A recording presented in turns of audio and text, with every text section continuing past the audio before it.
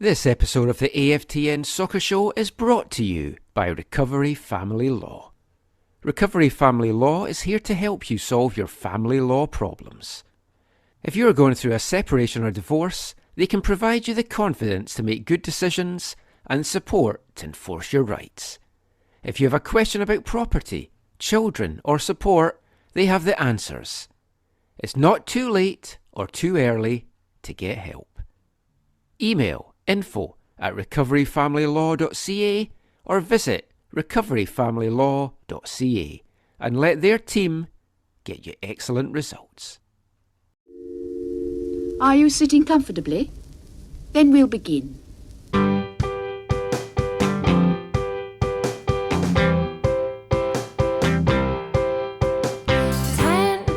minutes left. Yeah, but there's still some time. It's not the final score. We need more than the numbers we're given. Show us you live and breathe the game.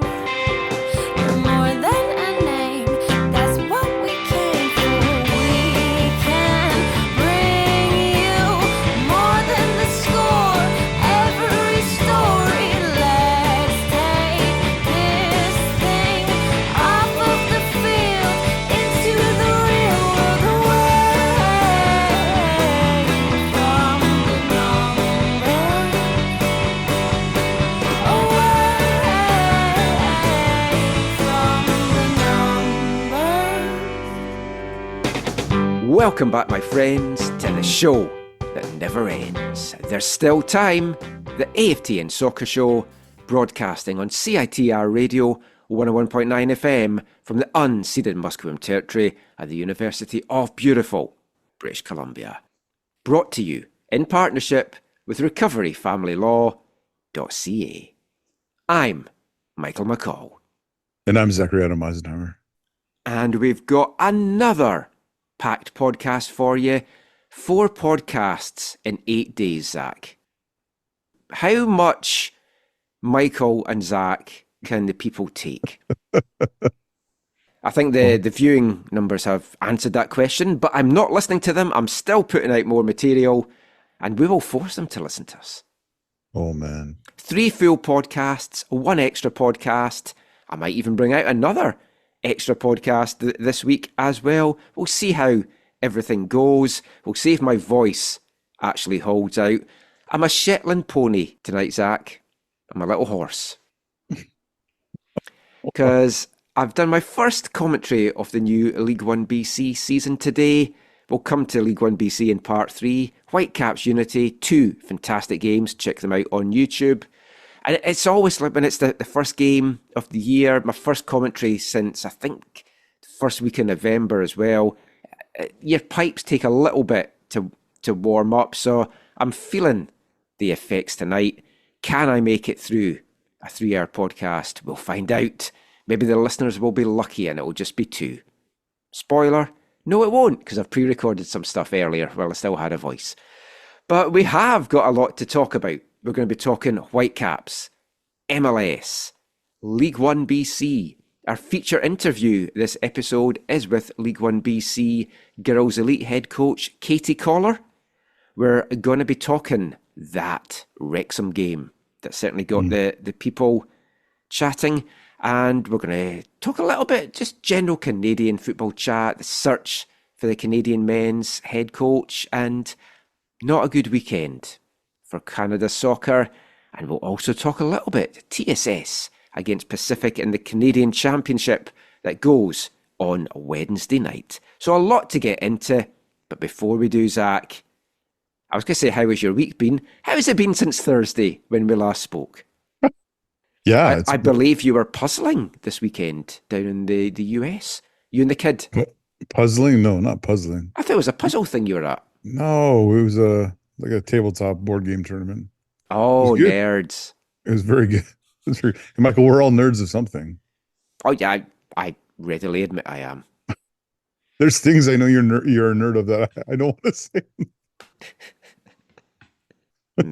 But I I do like board games. I wish I had more time to play them because I've got a whole cupboard full of games that I haven't actually played and stuff I've bought on Kickstarter that I've never got round to. And we keep saying we should have a board game night, and we really should. And I need to do my football board game podcast, or vodcast would be better. I don't think people want to listen to us playing board games. Although that would be me pushing the boundaries of the podcast. We've done opening soccer packets, sticker packets on the show. We've done magic tricks on the show. Why don't we play some board games as well? But yeah, how it was down in Seattle, wasn't it?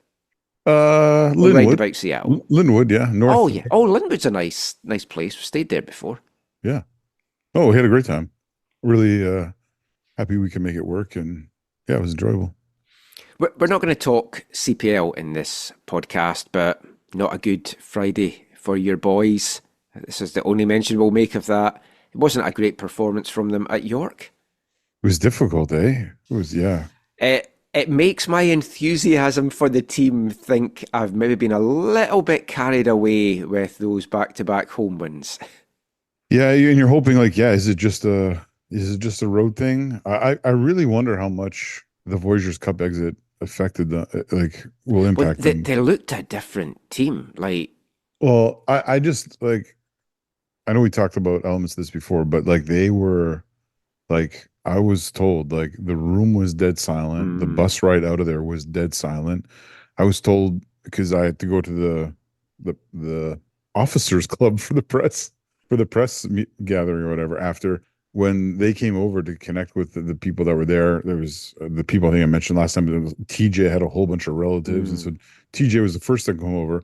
I won't name the second player to come over, but I was told the second player who came over, you could see the tears in their eye, the frustration. Visibly upset and disappointed at going out. And so I think so much though, so many of the players, especially those with Whitecaps connections, were just wanting this Whitecaps matchup so much. And it would have been a fantastic occasion, the first Vancouver derby. Yeah. It would have packed the place out in Willoughby. And I too wonder how much pressure there was because, I remember talking to someone, one of the stewards of the club. Again, I won't name this person, but I've never seen them so stressed before a match. And I was like, are you okay? And they're like, yeah, it's just this is a big one. I was like, there's a lot. Yeah. Was a lot. It is a big one, but they were just visibly you could tell. I've never seen them like that before. But I think from Vancouver FC's point of view, the Whitecaps are the big boys in town. So if you can get a game against the Whitecaps, you're immediately raising the public awareness of you. Yeah. And then if you put in a good performance against the Whitecaps, win, lose, draw, whatever, in each game, you're going to have folk going, they play attractive football. I'd like to go out and watch more of them. There is going to be some folk that are like, I didn't even know there was a club out in the valley. Well, that's going to be the same when we talk about the Wrexham game, right? Yeah. I didn't know Vancouver had a football team. Well, not maybe that bad, obviously. Yeah, no. But it's it was a big game. And it was. You could say it was a hangover on Friday against York, but they did not look great. No. And you just have to hope they bounce back. I think there needs to be some freshening up and some changes in the squad now as well. I think it's going to run those players into the ground a little bit. But there is a break now to the next game. Yeah, but it's back at Cavs away next Friday. Yes, it's a tough one. I'm looking forward Although they didn't play great today against Pacific. No, they did not. At home. Yeah. It was not a good game. Although Pacific did not play well either. I texted you, I just watched the highlights because I didn't know the result because I was commentating. So I thought, I can't be bothered watching the home game. I haven't got time. I'll just watch the highlights. And they didn't show a Pacific shot on goal until the 85th minute. And I was like, because it was just cavalry. And I was like, oh boy. Did Tommy edit this? I thought the plus was for those who are into Pacific, is that's still undefeated. 3 games though conceding, and with this time Melvin was in goal as well. So, yes, but there's a bug going through the team. Which when I heard that at the start of the broadcast, I was like, yes, for Wednesday night. Yes, that's good. That's good. Right. But then Josh Hurd got a tough tackle that he looked in pain with.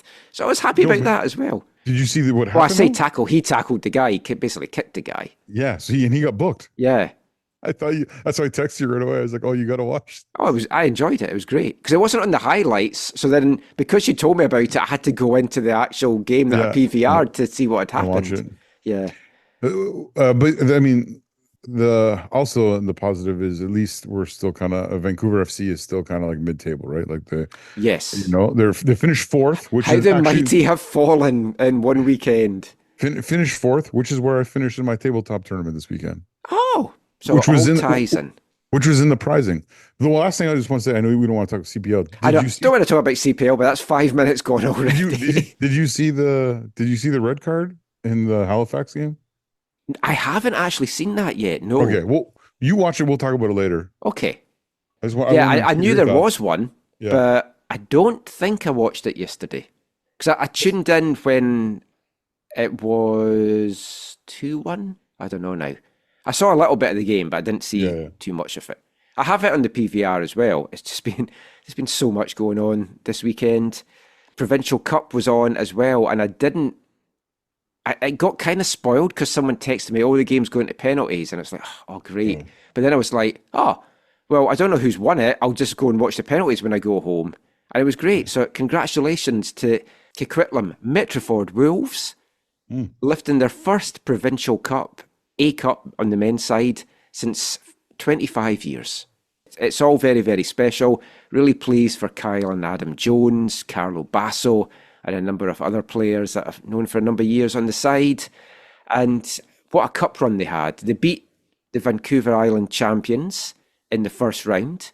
They got that dramatic 99th minute equaliser in the quarterfinals and then won on penalties and then thumped the three-time provincial champions BB5 4-0 in the semi-final. So absolutely fantastic run. Congratulations to all those boys. Let's hope Kyle Jones didn't get any injuries and is fit to start for TSS against Pacific on Wednesday night. But let's move away from that. Let's move into MLS because the big game this weekend, you could arguably say the first big test for the Whitecaps, which I do not agree with. I'm paraphrasing the Fox Sports commentators last weekend when they said Vancouver hadn't been tested yet. A point I raised with Vanni, and I said I strongly disagreed with, and he did as well. But yeah, it was outside of LA Galaxy, it was the first team in the upper echelons of the standings that they were taking on. New York Red Bulls. We did our preview show for it on Thursday. We thought it was going to be a good game. It maybe didn't quite live up to the expectations I thought it would, but it was a good game. It was an enjoyable game. It was a good battling, hard-earned point. I think both teams will be disappointed that they maybe didn't take 3, but I think at the end of it, a draw, a point apiece, I think was a fair reflection of the game. Yeah, I have a summary of it that I'll wait to describe for you at the end, which I think sums it up well. But I'll do that after we've broken some stuff down and gone through it. Well, it was the Whitecaps' first big road trip of the year because all the other away games so far have been in the Western Conference, closest to home. They've kept their unbeaten road record, so that's a good plus as well. At the end of Vanni's, I don't know if this went up on social media, but at the end of it, when Vanni did the post game, it was like, bye, safe travels. See you soon. He's like, yeah, I'll see you in millions of hours as it's going to take me to get back from here. He was in good form in the post game. It takes a while to get from New Jersey into Manhattan, that's for sure. Which usually, I mean, in the past they used to stay in Manhattan, right? So, and then you got to get to one of the airports. Well, at least it's all charter now, so they're coming back the same night, but they'll have been exhausted today. But it was 3 changes to the starting lineup for this one for the Caps. And we knew there would be a change in the back line. I expected Matthias Laborda to come in. I thought it might have been for Blackman, but it was for Utvik instead. But I thought it was like Blackman, Ranko, and Matthias. It was a good back three. I thought they played well. It has to be getting to the stage now, though, that Ranko probably is going to get a break. They kind of touched on it in the commentary that with 2 games a week coming up, he's going to get rested at some point. Oh, yeah. And it's like just picking the perfect game to do it, really. Yeah, I wasn't surprised that Uvik was out this game. I think you'll see. I think you're going to see. I wouldn't be surprised to see Ranko rested against Cavs, right? Or at least the first leg against Cavs. Yeah. You're right, though. Like we were talking about earlier, this is early in the season, and these coaches have to be careful. Whatever league you're in, these coaches have to be careful about how, load management, I guess, is the inverted term, right? Well, I mean, this is probably the toughest month. When you look at the schedule, this is the tough one for the Caps, with 9 games in 29 days, I think it is. Yeah, which is crazy. So, he can't play them all. And not if he can't play them all, you don't want him to play them all. No. So it'll be interesting to see how Vanni handles that. I mean, in some ways, missing Andres Kubas for this one, you're missing such a key player for the team, but he's had that rest now for this busy stretch of matches coming up. And Sebastian Berhalter came in, had a decent enough showing. I think we need to stop him on free kick duty, though. That was 2 horrible free kicks he had in this one. Yeah. Ryan Gall's standing over the ball and Sebastian Berhalter blasts it twice into the wall. So that was a little bit disappointing. But to be fair, when you have Ryan Gauld standing over the ball and he doesn't take it, that's got a element of surprise. Yeah, totally. And we have seen that Berhalter does have a pretty good strike on him from some of the long range efforts that he's had and goals and stuff as well. But getting into the game, New York, as seems to be the case in a lot of the Whitecaps games this year, the first 10 minutes, it's kind of all the opposition. Mm-hmm. They're making the running, and a lot of the time, although they're making the running, they don't test the Caps too much. Takaoka was called into action, though, in the second minute, having to make a double save of Lewis Morgan. First the deflection and then the follow-up shot as well. So that got him into the game nice and early. But right away, you're like, oh, Morgan's up for it today. I was to say you're a good buddy, right? Yeah, I wish I haven't chatted to him yet. I definitely need to do that. But the first quarter of an hour, it was all Red Bulls. But then the Caps slowly settle. And they take the lead. The perfect story. The New Jersey boy, all the focus on him before the match, going home, going back to his old team. The team that he's come through from the third team into the first team. He's got family and friends in the stand. One more goal for him, and he sets the all-time scoring record for the Whitecaps in their MLS era. Written in the stars. It was great to see him get the goal, but what a good goal it was as well. It was a sublime finish. Yeah, it was a lovely, lovely goal. Great team goal, right? Like lots because it starts with Gauld. Really good passing. Plays it inside to Viti on the edge of the box. He plays it out to Ryan Raposo. Nice little cut back from Ryan. And a beautiful, I don't know that I'd say, some folk were saying a back heel. I kind of think it's just like, I described it more as a back-footed effort. But you call it a back heel still. Yeah. It was a back heel finish. But it was so well taken. If you're going to set the record, you want a goal to remember. I mean, you'd be happy to take like a 6-incher on the goal line, but if it's a fantastic goal like that, it's all the more special. Well, it's very, very, very memorable. And that's 4 straight games now with a goal for Brian White. So we often say how streaky a player is, and right now he is streaking like bacon. Yeah. Now he needs what, like 3 more to hold the MLS record, right? Yeah. And then hit 40. And then another 120 to hold it all time. Yeah. I was gonna say this in the show at some point. I wonder how the Mobilia family, they're watching this. I know. That's why I like to stress in the MLS era. Oh yeah, and the Whitecaps have. Oh no, they have. Yeah, but I think it gets lost outside of that. Yeah. In the general media. Because Dom is, a club legend, right? In the the Whitecaps 86er. So soon. Yeah.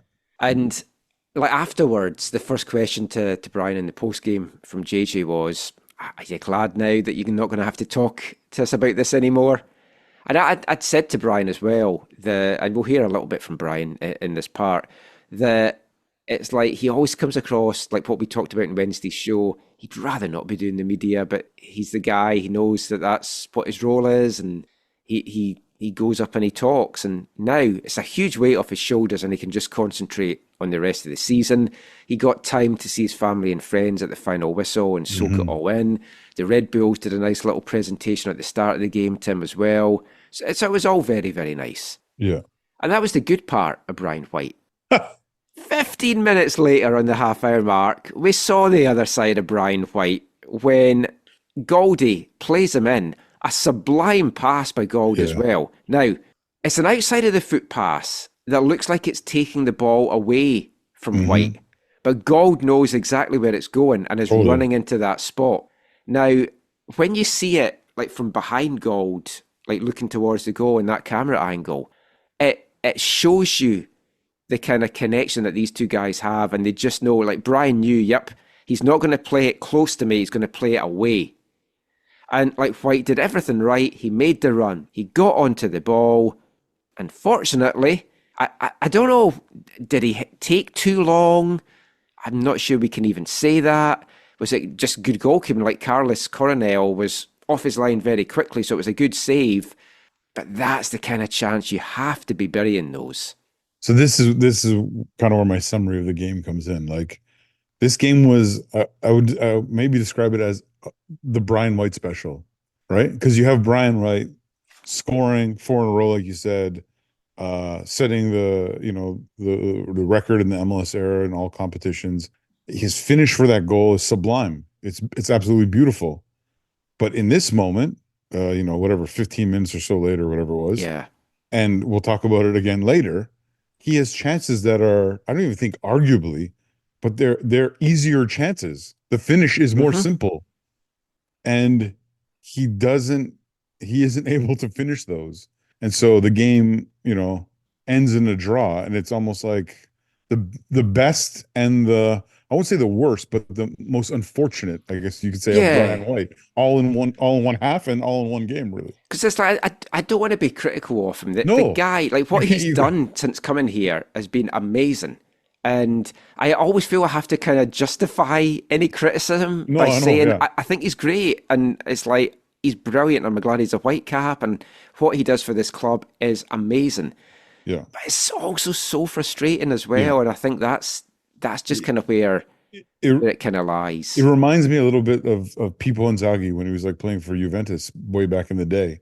Because the dude would be offside like 7 times in a game. And he'd be like so frustrating. Yeah. But then the 8th, he'd be onside and he'd score. Right. So you'd be like, well, just shut up about those other 7 times because he scored the goal for you, right? Yeah. And it's a little bit like that with Brian White sometimes in his finishing. Yeah.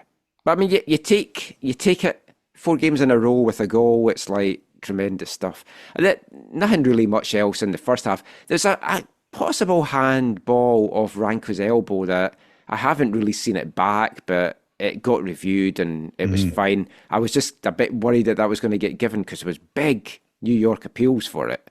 But second half gets underway. The Whitecaps have that narrow lead. And New York's going to come out. Again, we've seen it in various games this season. They're going to come out strong in the second half. And they got the reward in the 56th minute. And we spoke about the danger men in the preview show, and we talked about Emil Forsberg and what a good player he is, but he's one of those, in some ways, unsexy player to bring into your club, because some folk will know of him, some folk will just look at his age and go, oh, that's just an aging player, but he's still got so much quality, and it's shone through in this game.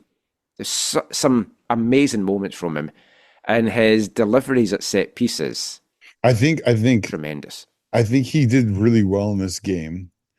Aside from obviously setting up the goal for them, he did really good finding that space, particularly when he was on the left, which I think he was there most of the time, but on the left, kind of that space between the Whitecaps right center back and their fullback wing back, right? Like he would always find a pocket there. He would always be available. He'd always be like open for a pass. And yeah, he's so creative and just understands the game so well. And yeah, as much as I'm not a big fan of his former club or his current club, uh, he is an exceptionally talented footballer who, if he can stay fit, I think can really be a difference maker in MLS. And Oh, like absolutely. you saw his delivery on the corner for the goal for your boy Morgan Well, like was the way that quality. him and Morgan link up, it's kind of Hmm. like a white gold kind of connection. It's Hmm. like Yeah. they're just clicking. They know exactly where each one is.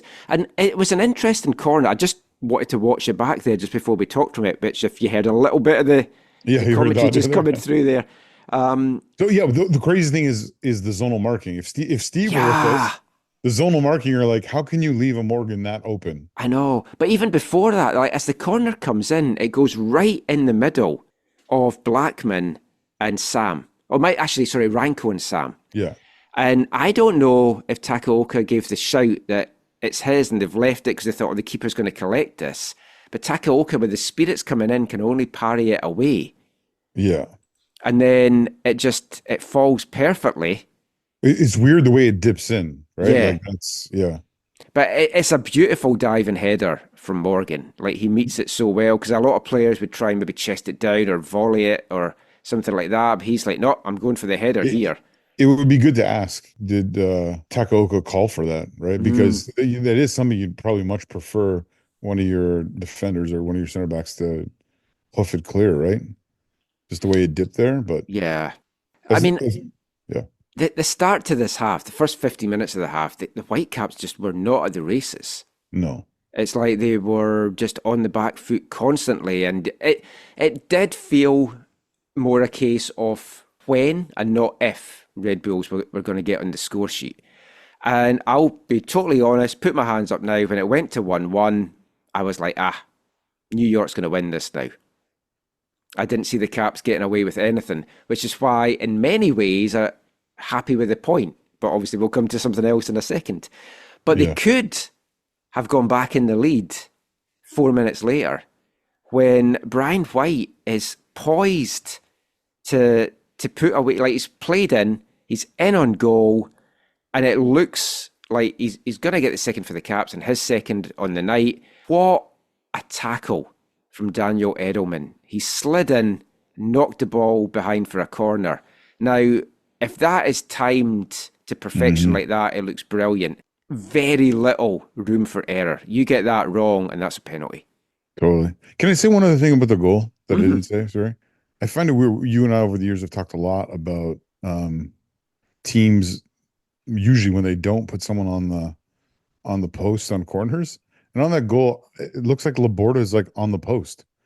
And it's like there's not enough time for him to react, but I think you kind of wish he would have reacted and come off the line to attack the player to give them less to shoot at, right? Yeah, I mean, because he tries to get it and he can't, right? But but if I he's think closing it's that like what down, you say though. It's like it was a split second. I don't yeah. think he really had time to process what was going on. And You're like, and oh, my keeper's made the save. Oh, yeah, to be fair to him, he's probably in his zone. yeah, which is what they are told not to come out of from what we were told in the pre-season sort of presentation that we got. But I mean, after that White chance and the Edelman tackle, New York had a few chances. Morgan had one, Ayla had one, Hmm. Manuel had one, and then the game changed. Yeah, And I think the Whitecaps might have to start practicing playing with an extra man. It, yeah. if the last 2 weeks are anything to go by. Noah Ayla, who had had a chance of a Forsberg free kick just a few minutes earlier, inexplicably, Yeah. to me, turns the ball away with his hand. And Yeah. I It's like mean, you're I playing don't know if it's the volleyball. bounce or what, but it's like, it looked so deliberate. That unnatural bounce on real grass. Yeah. But I don't know what he was doing. It was like, I think that's what you call a brain fart, right? Well, it's like how I used to defend in the playground. If the ball was getting away from me, I'd put my hand up and give away the foul. I've done that in one of the media games here as well and got a booking for it. I was the first player to get booked in the first 3 media games, and it was for that, not a crunching tackle. Oh man. No, it was a moment of madness. You watch it and Like, you're he like, must have what is known happening? right away he was going off. It was a clear denial of an opportunity as well, because White could have nipped in, but it's like it was clear deliberate handball. Yeah, there was no case to be argued there for sure. Yeah. We saw it against Seattle. We saw it against New York. The Caps just couldn't make that man advantage work. And for me, that is a disappointing aspect from what was an otherwise good game, a good point. Like the Ali Ahmed forced a good save out of Coronel in the 81st minute, Mhm. and the keeper just gets to the rebound before Ali could poise with a second shot. Blackman had a header towards the end of the game as well, which was quite easily held. And you think, oh, if you could just got a little bit more on it. They just really, there was a scramble as well towards the end. But really, Red Bulls kind of comfortably saw this one out. Yeah, when you look at the game as a whole, yeah, they saw it out with the Donovan. When you look at the game as a whole, I think the draw feels quite fair because, yeah, I think both sides had chances where they could have scored more goals, right? Especially Deadbolt early on and White that in a lone chance for sure. And so it feels like a deserved draw. I think if you're Vanni and the Whitecaps, yeah, any points you get on the road, especially against these Eastern teams, I think is a huge plus, and they But I didn't mean, give he away. spoke in the build up to this that he sees Mhm. these as bonus games. Oh, And if you totally. get any points from it all, it's a complete bonus. And a point against a very, very good Eastern Good, team yes. on Yeah. the road is just like excellent. No, yeah, totally. And so, yeah, I know I've seen some of the fan reaction or whatever, and disappointment over.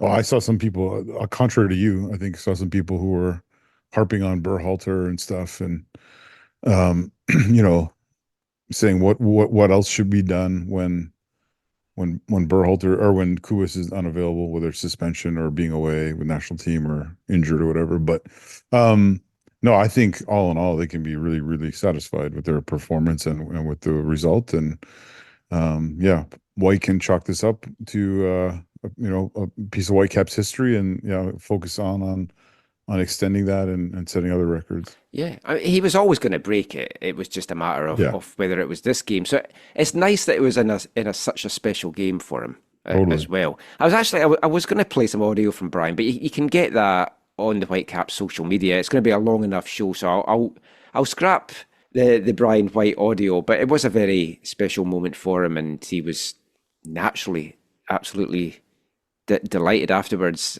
doing it in such a special place for him as well. Vanni afterwards was quite philosophic. He's like, yeah, I could have had three, so could New York, happy with the point. Thought they played well. And it's building on this now because they've got Austin up next, and we'll talk Mhm. about them in a sec, but they are on a run. And the home form it is up and down this year for the Whitecaps. So it's one of these things, you're taking points on the road. You can't go back to BC Place now and then Draw. drop points. And Yeah. it's going to be quite an emotional weekend next Saturday as well, because it's the 50th Yeah. anniversary. There's going to be a whole host of Whitecaps alumni there from throughout the 50 years, from throughout all their stages, NASL, CSL, USL, MLS. So it is going to be a special occasion. There's going to be a huge crowd in as well, because it's one of the four-pack games tied in Yes. with the Messi game. Totally. And we've seen sometimes and more often than not, actually, when there's a big crowd, they kind of don't rise to the occasion. And when the schedule came out and the season started, I was like, oh, that's good. It's Austin. That should be quite a comfortable game. They're not great on the road. They've had a bad start to the season. Absolutely flying now. Yeah. But before we kind of get into the MLS action, one last thing I want to mention from the Whitecaps New York game. This fascinated me, and I want to ask Ryan Gold about this week, if it Oh was yeah. purely coincidental or if it was deliberate. And if it was deliberate, this just shows you the football IQ that we're always talking about. Yeah. So with the new MLS rules, if you're down in the ground for more than 15 seconds and you get treatment, you have to go off for 2 minutes. So it's towards the end of the first half. Gold takes a little bit of a knock and a challenge, a little bit innocuous, but it's like it stings, it hurts. So he makes sure he hops over to go off the pitch to get treatment so that the Whitecaps are briefly down a man, although New York kicked the ball out inexplicably as well. It's like, he's off the pitch. Why are you kicking the ball out? Which gave Brian more time to recover and get the treatment anyway. But then as soon as he got that, he could come straight back on, as opposed to having to wait the 2 minutes. Now, if that was all deliberate, that is fantastic. And it's going to be interesting if we see a lot more of that in MLS over the coming weeks as this rule kind of beds in. Because it's only week 2 of it, and the players are still getting used to it. But I just thought that was excellent. Yeah, from someone like him, I wouldn't be surprised if it was intentional. I mean, I'm sure it was purely intentional.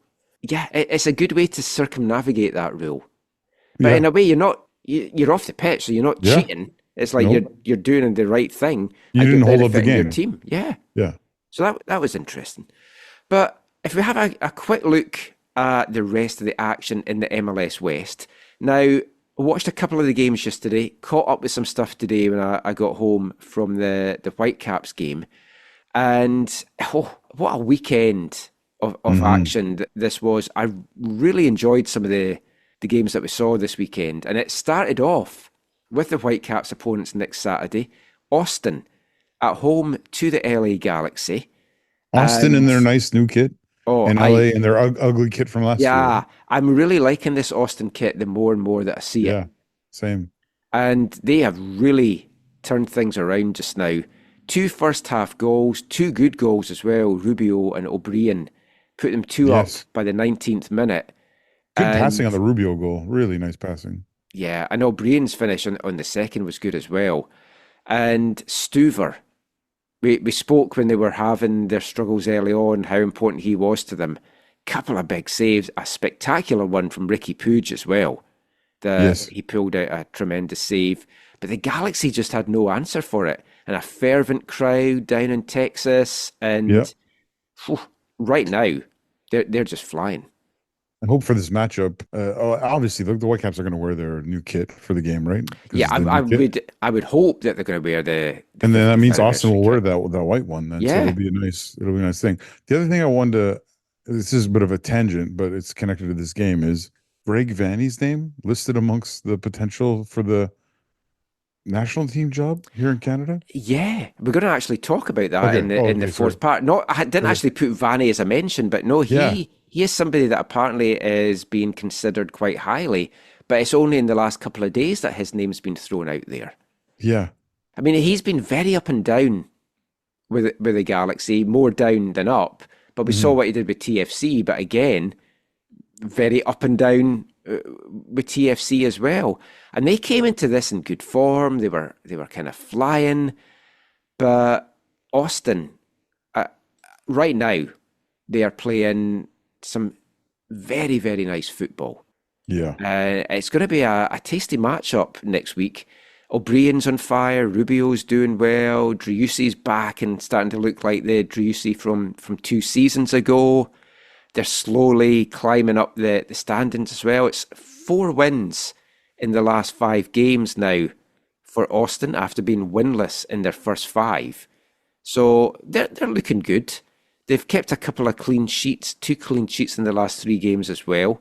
So I don't know what to expect from it, but I am expecting a good end-to-end game, I think. Yeah, I think you're right. I think it'll be a good one with another great crowd.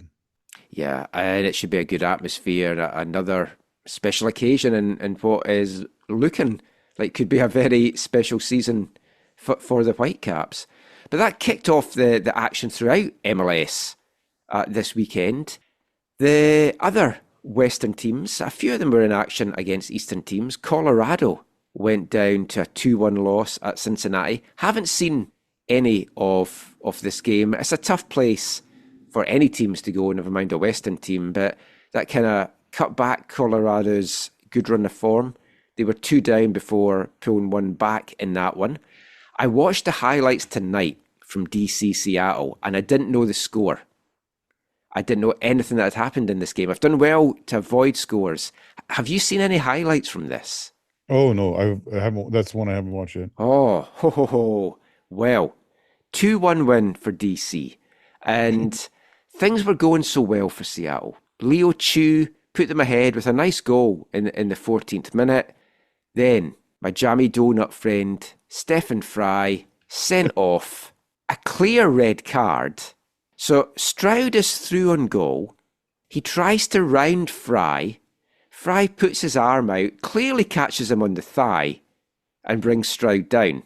So it's a penalty, clear red card as well for denying of a goal-scoring opportunity. And what made me laugh most about this is Fry goes up to the referee and goes, "How?" And it's like, what do you mean, how? Every subsequent angle of the replay that they showed, it looked worse and worse.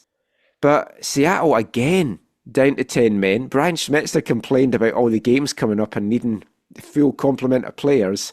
And they're down to 10 men. Benteke scores from the spot. He adds a second for DC just a few minutes later as well, right in the stroke of half-time. It's 2-1. Now, what I will say, I don't think we probably have a lot of Sounders fans listening to this, but for any that is, some solace for them. The 10-man Sounders were the better team in that second half. DC made hard work of that. And Seattle actually hit the post at one point in the second half as well. I think it was Atencio that hit that. Had a couple of chances and they looked the better side. So if there's any solace to be taken from Seattle for that game, it was at least that. But it's getting tougher and tougher out there just now for the Sounders. We talked about that and what this mean for Schmetzer. Yeah, so it's an interesting thing to keep watching. Well, I think this month is huge for him now because he also has a busy schedule like the Whitecaps, and depending on how far they go in the Open Cup and stuff as well, it's just going to add more games to it. You kind of feel he might be like, maybe prefers not to have a big cup run going on here, but they've got a replayed game against Philly on Tuesday as well from the game that got called off with the weather delay. Right. They've only played a couple of minutes of it. And Philly were in action against a Western team this weekend, RSL. And if you haven't seen the highlights of this one, this goes to you or to anyone. Yeah. Check it out because RSL showed their title contender chops in this game. They continue to surprise this season, man. Yeah, they played some really nice stuff in this game. Took the lead through Gomez in the 34th minute with a goal that the keeper just didn't fully get behind, and it was a blast. Gazdag then scored 5 minutes after half-time. I'm sure he was offside as the ball first came through to him. Then he miscontrolled it. It got away from him. The ball comes back in and he finishes.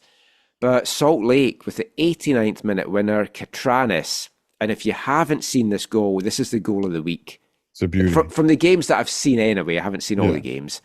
But whoa, what a strike that was. That was a goal worthy of winning any game.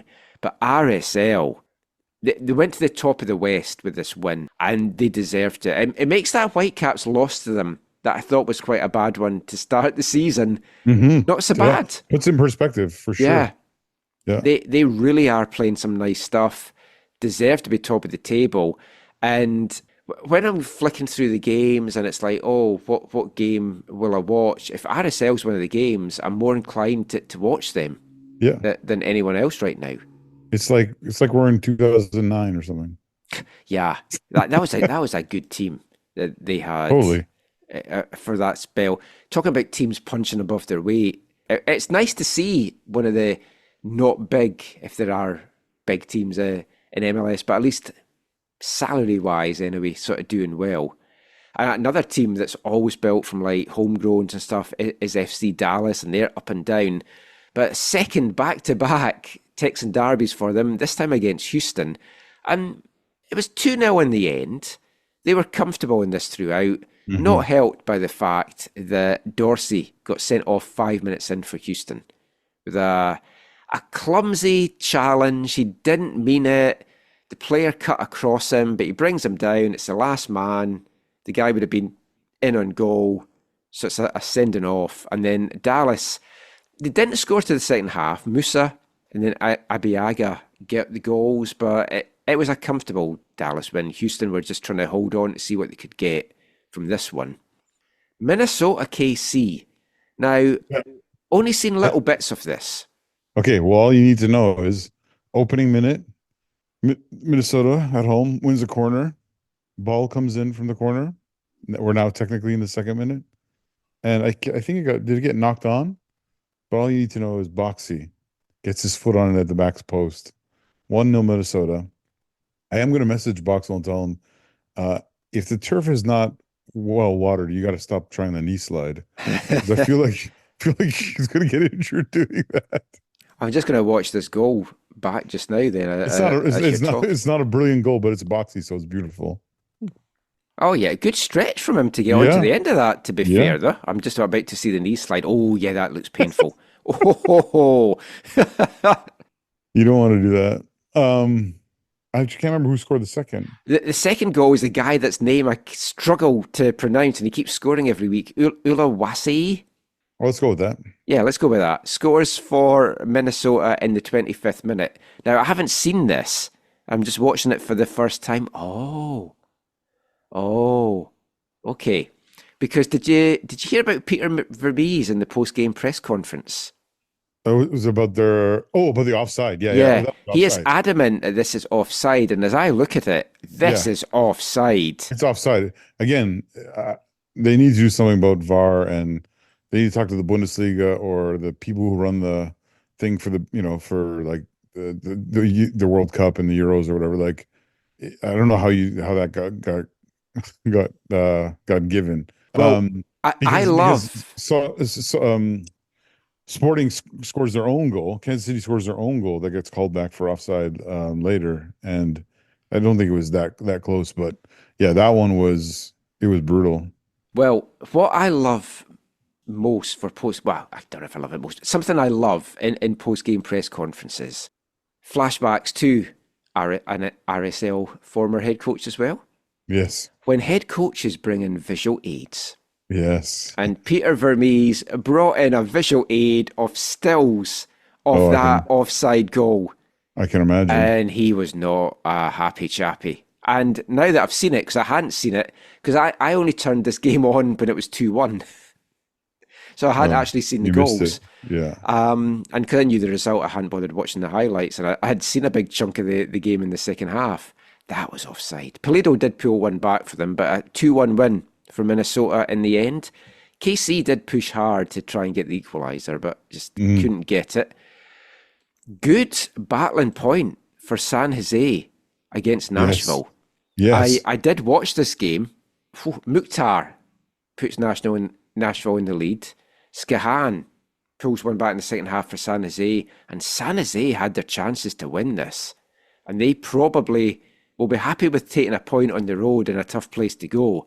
But I think they're also going to feel that they should have come away with that with all three. Yeah. I mean, they need all three, right?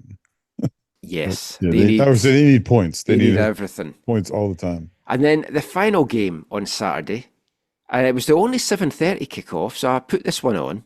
LAFC, Portland Timbers. Oh, yeah.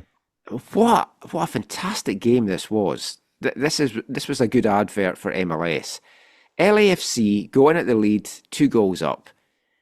Kamal Miller, 44th minute own goal. Could he have done more? If he hadn't got a connection with it, it was going to get put away, I think, by Bouanga.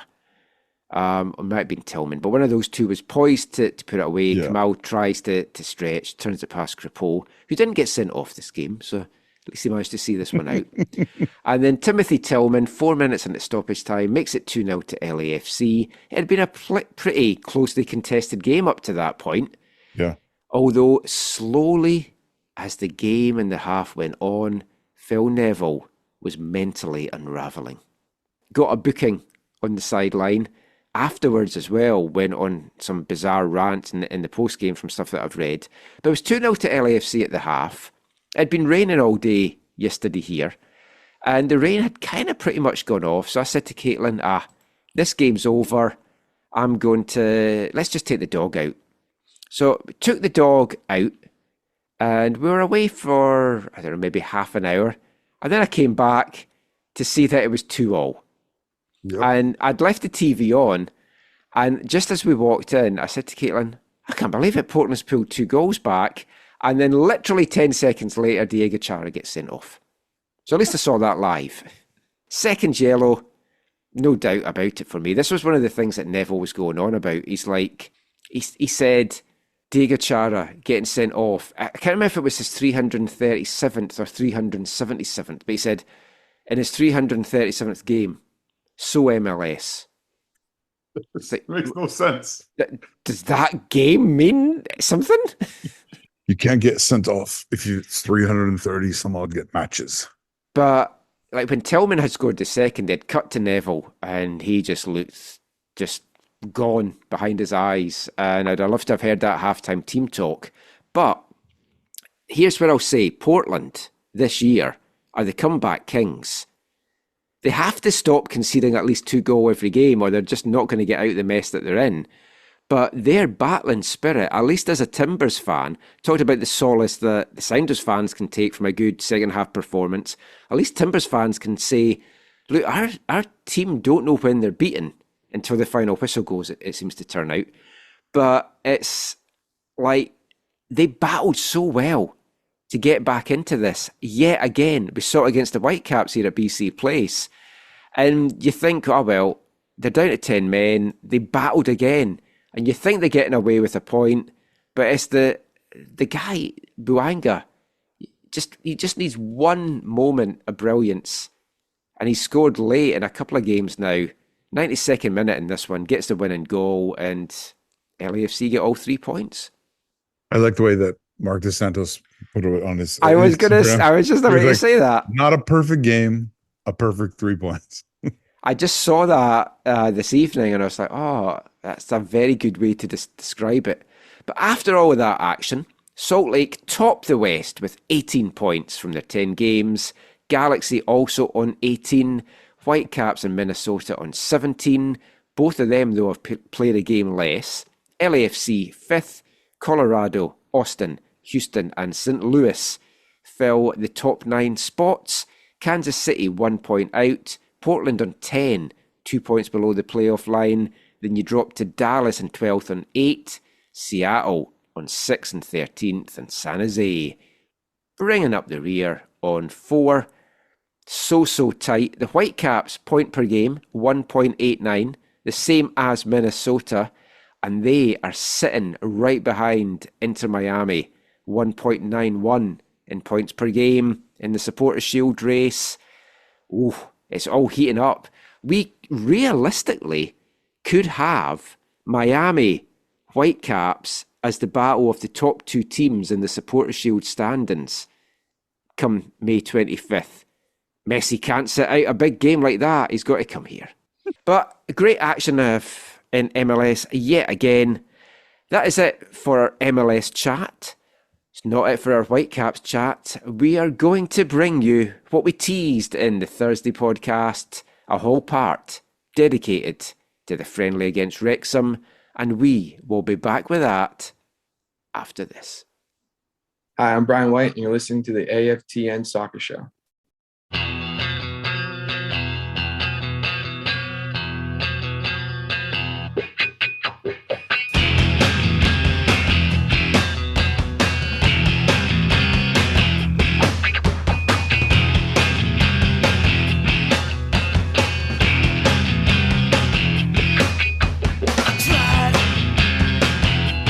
Melody and rhyme, I suit out US man. My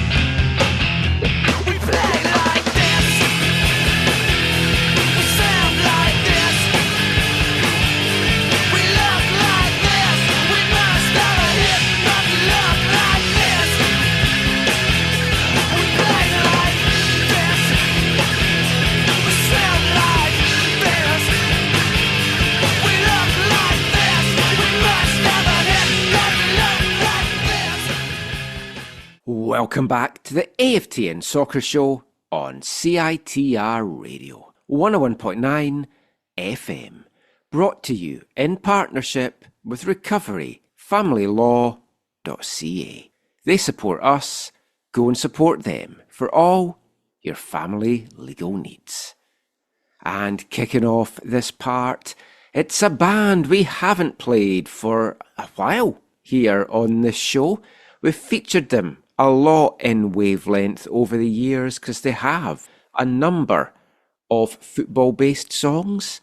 From Newport in Wales, the band is Fly Screen, and that is their 1997 single, I Wanna Be in a New York Punk Band, which you can find on their absolutely fantastic and highly recommended 2008 compilation album, Home Taping is Killing Music. Now, there's going to be a lot of young'uns listening to this that don't understand home taping, but back in the day, us oldies used to sit listening to the radio, recording the top tunes of the day on cassette, saving us some money in the process, long before illegal downloading. I've still got some of my tapes from back in the 70s, and I remember sitting on a Sunday in my bedroom, listening to the top 40 on BBC Radio 1, recording all the songs I loved. Different times, happy times, and how music has changed. Fly Screen, a great band, out of Wales, played that song for two reasons. One, of course, the Whitecaps have just been in New York, taking on the Red Bulls on Saturday afternoon, and I thought music from a Welsh band was very fitting for this part, because we're going to dedicate this whole part of the show to talking about that Wrexham game. There be dragons coming, because Thursday saw the announcement that for only the third time in their MLS era, the Whitecaps will be having a mid-season friendly.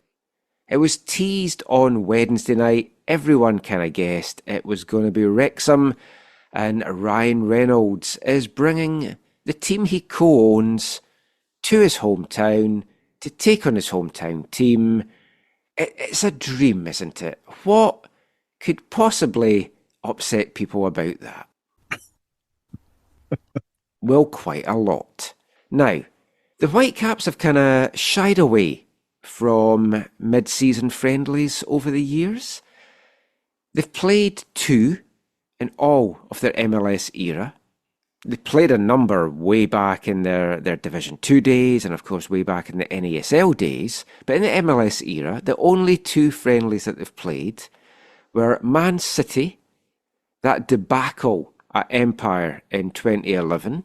And the game itself wasn't a debacle, it was the build-up to it, with the game having to get pushed back a day due to the weather. The grass pitch that they had temporarily put down at Empire was just not fit for purpose, with the torrential rain in the build-up to the match. It was horrendous rain, really, for any time of the year, never mind the summer. And that whole stuff around it, would the game even go on, the bad PR it got, it seemed to put the Whitecaps off hosting such games, although the artificial surface at BC Place has also certainly played a part in that, in not being able to attract top teams here over the years. Now, the Whitecaps lost that Man City friendly 2-1 in front of 24,074 fans. And Bobby Lenarduzzi was regularly asked by media about the possibility of the Whitecaps hosting friendlies here over the years, and the answer was always the same. The club would consider it if it was a big draw that would guarantee a bumper crowd at BC Place, possibly meaning opening the upper bowl. Now, Bayern Munich were rumoured to be close to playing here in 2014, but that fell through, obviously much to Zach's heartbreak. And my stance on mid-season friendlies has been very clear over the years. Very much against it. I don't care who is coming to town. Mid-season friendlies are an unnecessary distraction, an unnecessary workload bearing for players that already talk about there being too many games. I'm very much in the trophies not friendlies camp, and I've personally been glad that the Whitecaps haven't played friendlies, because I'd rather see meaningful games that are actually for something in league play or in a cup. That's why I like the Leagues Cup. I know it's much maligned by many, but it's an actual proper tournament with a trophy at the end of it, CONCACAF Champions League qualification, and a good whack of money to boot. So again, not ideal by being mid-season, but at least it has value. Now, the Whitecaps did, of course, host a second mid-season friendly, and that was in July 2016 against Premier League side Crystal Palace, that season's losing FA Cup finalists. They played that out to a 2-2 draw in front of 14,788 fans. And, I mean, let's be honest, yeah, it's a Premier League side, but Crystal Palace, not that big draw. And a lack of a bumper crowd for it. It was played on a Tuesday night as well. But the lack of that bumper crowd, I think, showed that opposition in these games is important. Now, I genuinely couldn't be bothered with this game. I went along to it. I did miss a big chunk of it. I actually went to Costco to get myself some ice cream. I just wasn't feeling the game at all. And yeah, not for me. Did the report, did the post-game stuff, but not my kind of Whitecaps match. Now, that Palace game came right in the thick of a packed schedule for the Whitecaps. It was one of 7 games that they played that July, coming 4 days before an important league game at FC Dallas, a match that they then lost 2-0 ahead of a gruelling 6-game August, where they lost 3 and drew 1 of the 4 MLS matches that they had. There was 2 in the CONCACAF Champions League as well. And the Whitecaps missed the playoffs that season. Can you put it down to performances in the summer? Yes. Did the friendly affect those performances too much? Probably not. And I mention this because while this Wrexham game is on a free Saturday for the Whitecaps in their league schedule, it does come in an already busy 6-game month. 5 MLS matches and a Leagues Cup opener down at LAFC take place in July, and hopefully it will be a 7-game competitive month if they can get to the Canadian Championship semi-finals, with the first leg of that scheduled to go the second week of July. Now, August's business is currently unknown. The Whitecaps do play 1 Leagues Cup match for sure, and 2 MLS matches, possibly Canadian Championship second leg as well. And if they went on a Leagues Cup run, that will obviously see more added to that. Now, that Palace game in 2016 was put on by a very strange third party, Pro Events Group. Now, a leading soccer promoter in Asia.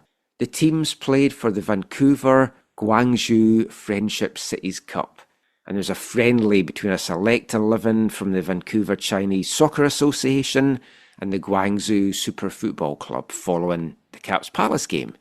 Now, Guangzhou and Vancouver have been sister cities since 1985, and the Whitecaps were invited guests for that game against Crystal Palace. And the same is happening with this Wrexham friendly.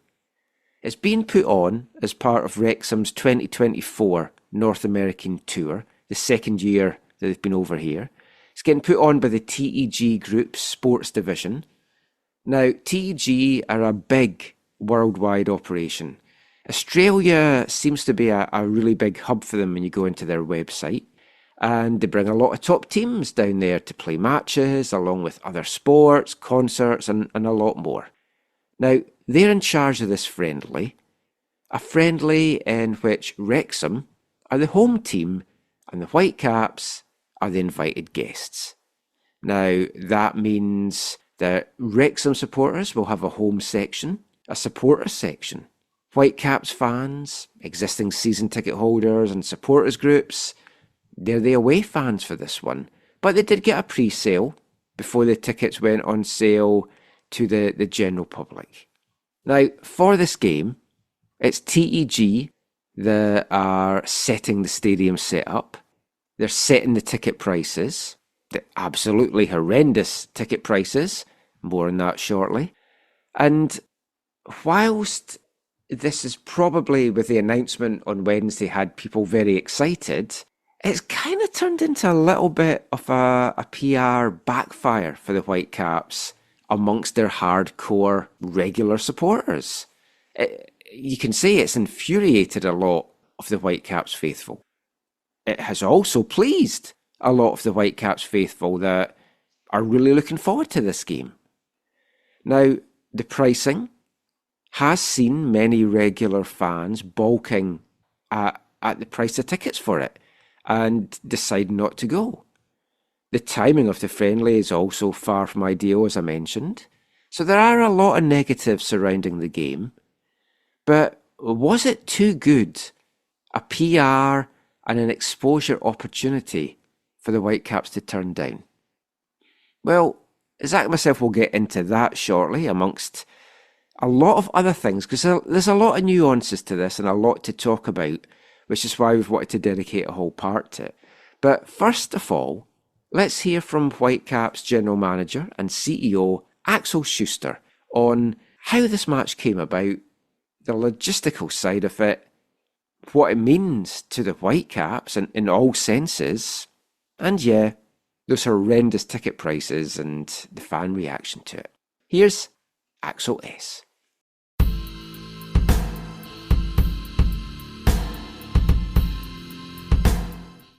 What does this friendly mean for the club in terms of exposure?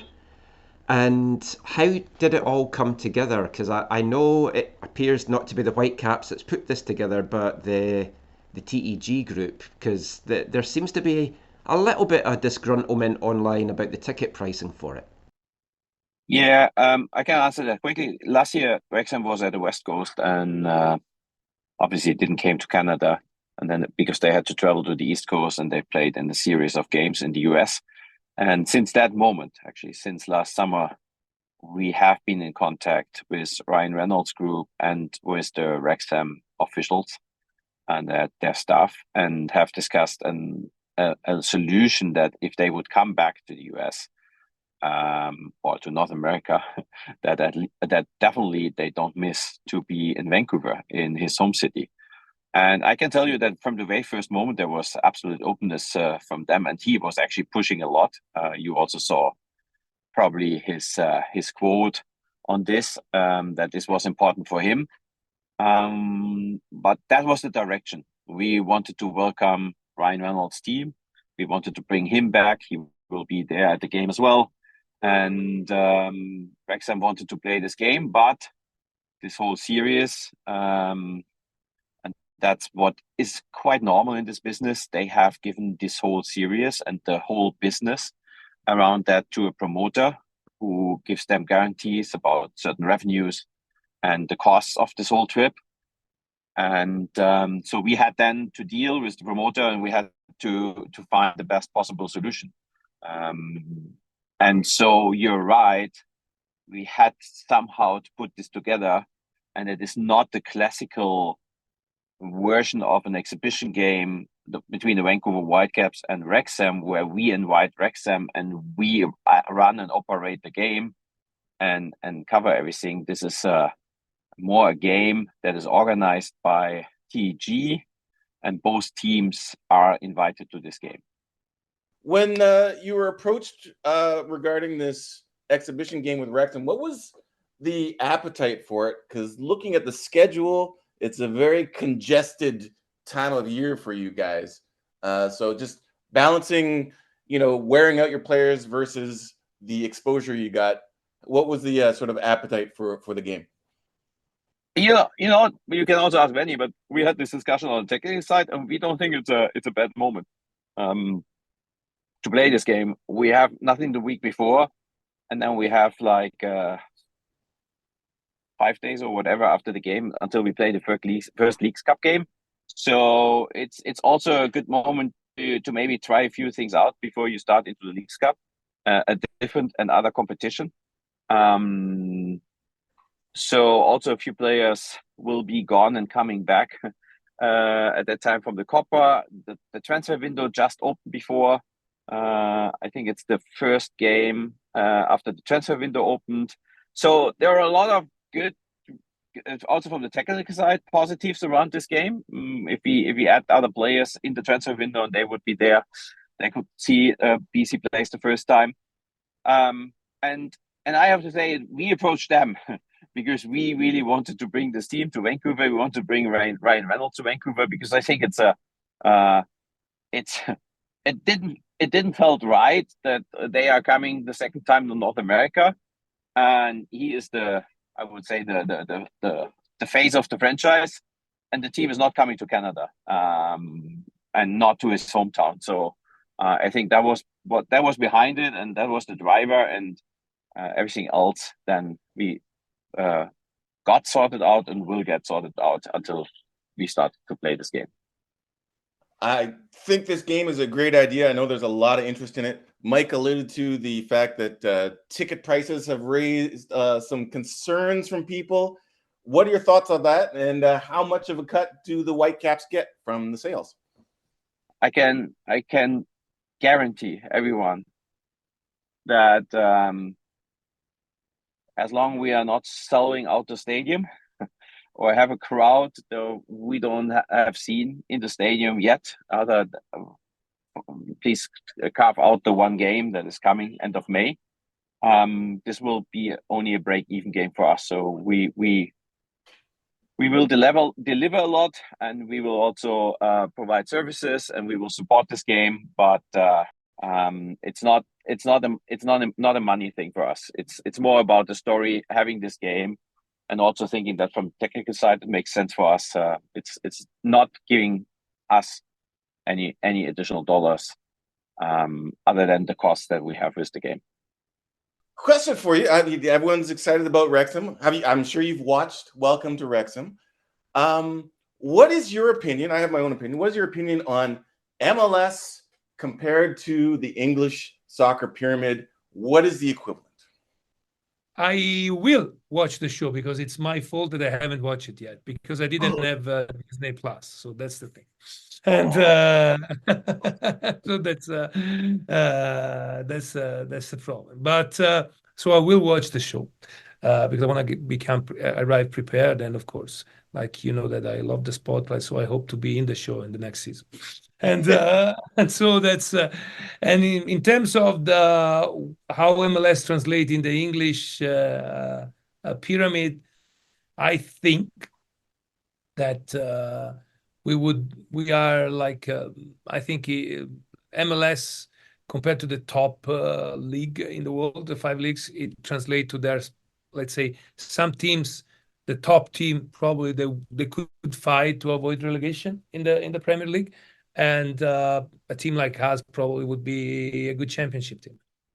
What was your guys' reaction to hearing that you were going to be playing Wrexham? What was the reaction from you and the players? Yeah, really, I would say excited, to be honest. You know, that's like, you know, what Wrexham, there's a lot of reason why, you know, of course, a big star like Ryan Reynolds that is from Vancouver coming back home and having this possibility to showcase us even to a bigger audience.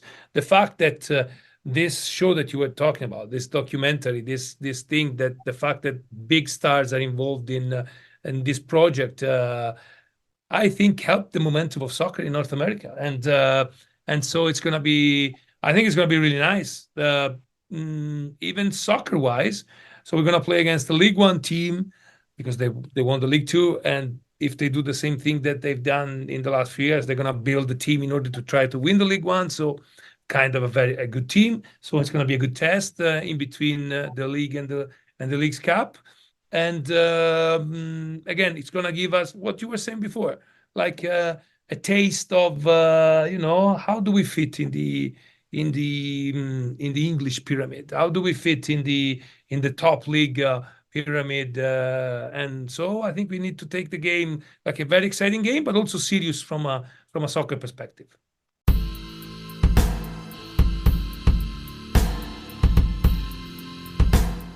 Axel Schuster there with his thoughts on how the game come together, and a little bit from Vanni Sartini as well. Vanni, you've got to feel is the perfect guy to be in a Wrexham documentary or any football documentary, so I'm sure he will feature quite heavily. Mm-hmm.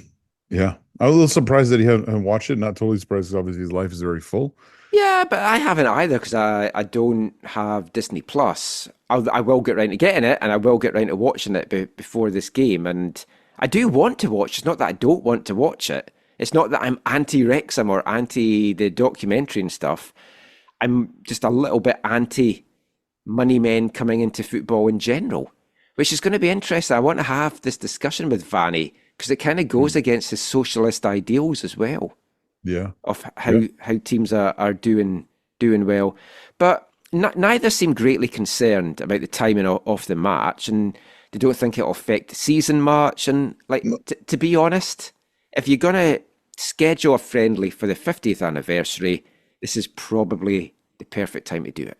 Yeah, and like Axel said there, like they don't have a match. The match before it is a week before, which is Houston at home, and their next game is 3 days later in the League's Cup. Yeah, down in LA, a game you might not give them too much chance in anyway. It's the other game against the Mexican side that's going to be the more important one. I mean, July is a busy month. It's a 6-game month, as I mentioned, possibly 7 if and when they're in the Canadian Championship semi-finals. But yeah, I think as against friendlies as I am, this is the kind of perfect time to do it if you are going to have a special one for the 50th anniversary celebrations.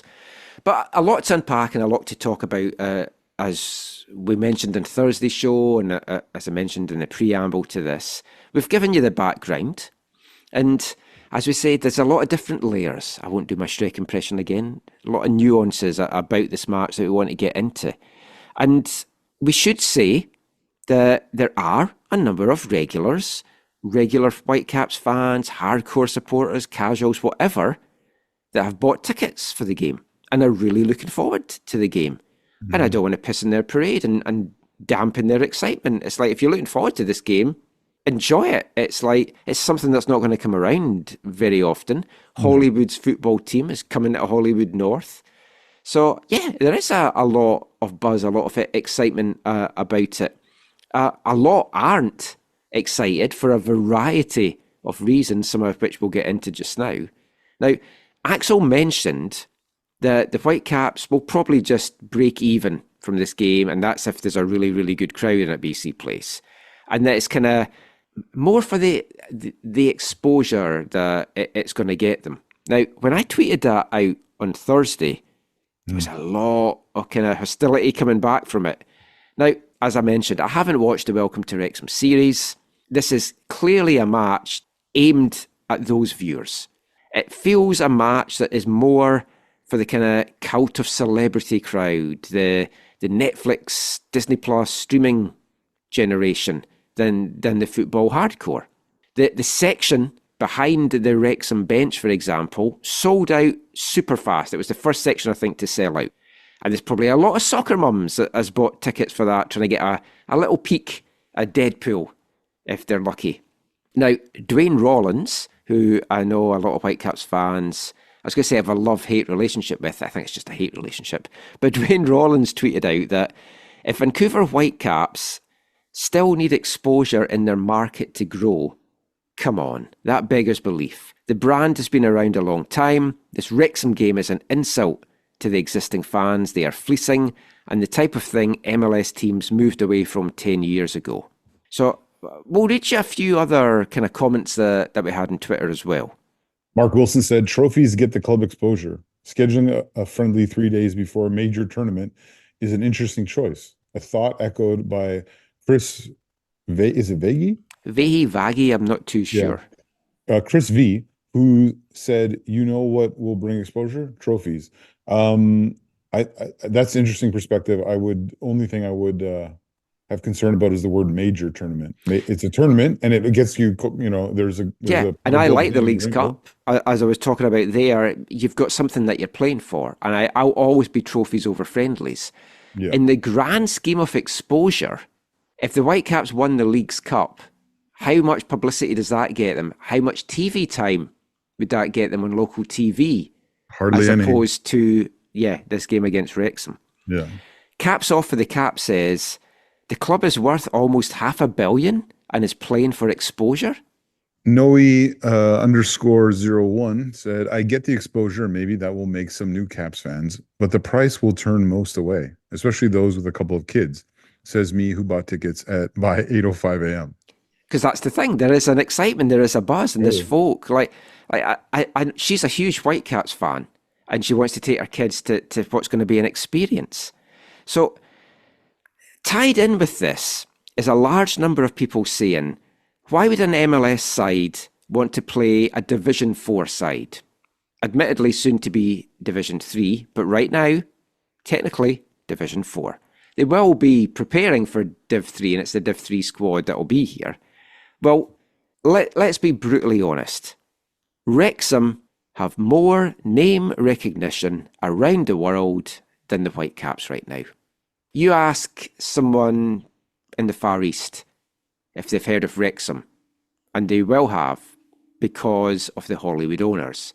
Ask them if they've heard of the Whitecaps, you'll be struggling for a lot of people to say, oh yeah. Now, A bunch will have. Of a course. bunch will, but you can't get away from the fact Wrexham, they're the smaller team in terms of what division that they play in, but they are the much bigger name in global football just now. Yeah. And if this match is to feature in a future episode of their documentary as well, that is going to bring the Whitecaps exposure to a worldwide audience that money couldn't buy. And with it being in Ryan Reynolds' hometown, you've got to think they will feature in this documentary, and there's going to be a big thing about Ryan talking about his Vancouver roots and what the city means to him, and that he's a Whitecaps supporter. So this will feature. This will get eyeballs on the Whitecaps. This will get interest in the Whitecaps. And that's the exposure that Axel's talking about, and it genuinely is publicity that money can't buy. Yeah, I don't know if this is going to be in the upcoming season 3 that comes out, I think, this week. No, But, it'll be in last- the next one. Probably. But last season, last preseason, they went to Philadelphia, where Rob has all of his connections, right? And so I think part of from the Wrexham side, or from the owners of Wrexham side, is they visited Rob's kind of neck of the woods. Now they're visiting Ryan's, right? For the Whitecaps too, I don't, even with the popularity of Wrexham, I don't think without the Ryan Reynolds connection, they'd be doing this, right? No. The whole local boy narrative is significant for them. Absolutely. And it is a nice story. Mhm. And I said this when Ryan invested in Wrexham. I'd rather he invested in his hometown team. Oh, totally. But what you can do in the English football pyramid compared to what you can do in MLS, like, you've got this story. You've got promotions. You've got them trying to rise to the top tier. Once you buy into MLS, you're in MLS, and that's it. Also, what he would invest in Wrexham is massive and turns that club around. An investment of that amount in an MLS club is just a drop in the water. It's nothing because of the obscene fees that get charged for the teams just now. And yeah, the team might be worth $500 million because it's a vastly exaggerated net worth of the whole league and the clubs. Yeah. But there's also people in this city that will likely know more about Wrexham and their players than Whitecaps ones. I saw some tweets going, oh, can anyone name 3 Wrexham players? Yep. I can't. You can, obviously, because you've seen the documentary. I can name 2. What? Ollie Palmer and Paul Mullen? Paul Mullen. Ollie Palmer. I was listening to my famous Sloping Pitch podcast today on my way to and from UBC, and they mentioned apparently there was a rumour came out this week that Ollie Palmer is going to be an extra in one of the new Marvel films. Deadpool? I don't know if it's an actual Deadpool film, but I'd imagine it very possibly is going to be that. But I hadn't heard. I didn't know who Ollie Palmer was. And The other players, I'm trying to think. well, the other one I know is Stephen Fletcher because he's Scottish. Oh yeah, Stephen Fletcher, the big center for Yeah. the And I knew the goalie that retired at the start of the season, so I would have known Foster. three. Yeah. Ben Foster, yeah, Ben Foster. They've had other players too, like I forget their.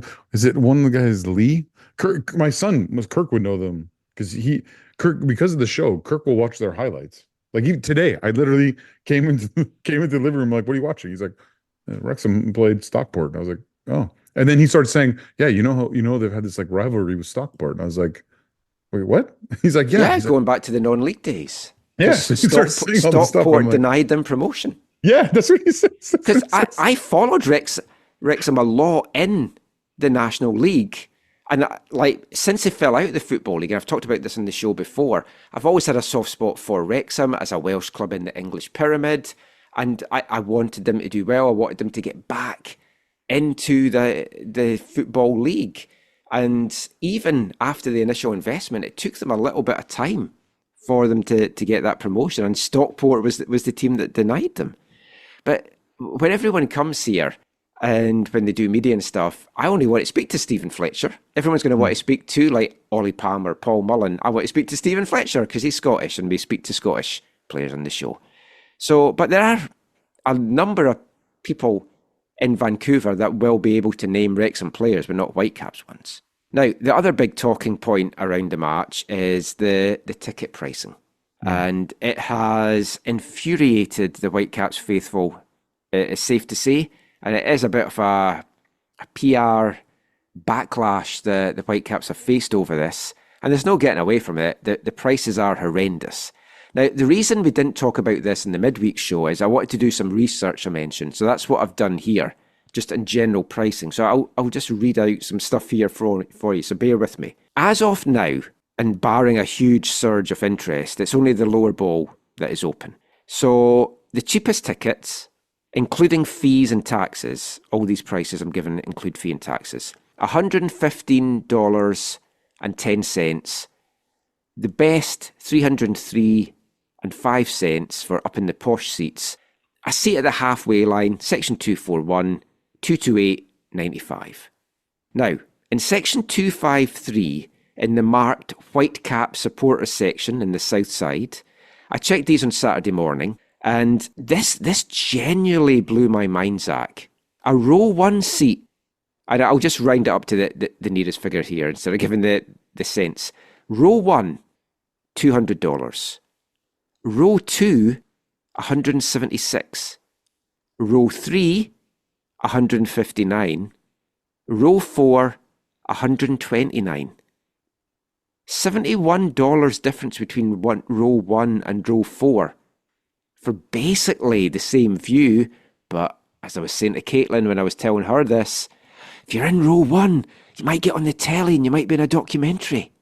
You might. The difference in pricing for 4 rows is obscene. Yeah. And the crazy thing is, they've sold. Oh, yeah. That genuinely blew my mind. A seat in row DD, and you know I love double Ds, is $115. Oh my. And it's the same price all the way back to the very back row, RR, which I would want to be in row RR because it's Ryan Reynolds or Ryan Raposo. Now, the reason I picked row DD is there's nothing else available in that section right now between row 4 and 24 rows back in DD, bar one solitary ticket in row P. So, despite my feelings on the pricing, despite other people's feeling on the pricing, it hasn't stopped sales. In fact, the vast majority of seats in the Whitecap supporters section have been sold. And it's the same in the Wrexham supporters section that I'm doing in inverted commas, at the opposite end behind the other goal. There's not a lot left in the first 21 rows of the 10 to 12 sections behind the benches either. You can get seats behind the Whitecaps bench, but from that along to the Wrexham bench, basically all sold out. Now, season ticket holders got a reduced rate, but the prices were 3 to 4 times higher than their prices for MLS matches. So we've got some tweets that we'll read out about that. Can I read the first one? Yeah, because it's your German buddy. Yeah, Ian McHugh. Well, he's not German. He appreciates German football, I Michael. know. Like most sensible people. Ian McHugh, our usual seats for this match were set at $135 each, all in, up to $165 now that it's in general sale. In comparison, had the Caps made the Western Conference final last season, our seats would have been $51. Hard to justify the sticker price for a friendly. Yeah, I mean, it really is. Brian, who is Saoirse YVR on Twitter, says our regular season ticket holder seats are 4 times higher for Wrexham. Outrageous markup for a meaningless game against an inferior team. Nice try, Ryan. I'm out. Now, we didn't talk about this before we recorded because I just wanted to get your just natural reactions to this. And I haven't asked anything about this to you.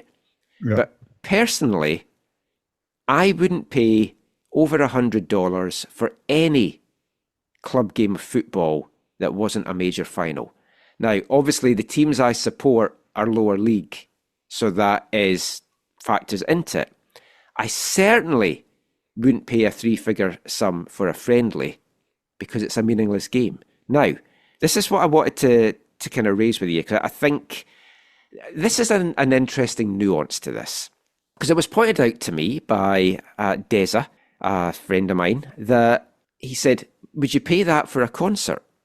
And yeah, I do. Grudgingly, We've but been I do. at concerts together that were over $100, I believe. A lot of the bands I like, though, thankfully don't charge money like that. I'm going to see Idols this Thursday, and it's way under $100, and they're a huge band from the UK.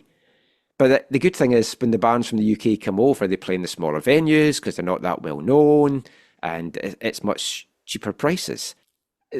There have been gigs that I've gone to that I've paid over $100 for, but there's also been gigs of bands that I like that I've seen the price, and I'm like, I can't justify going to that.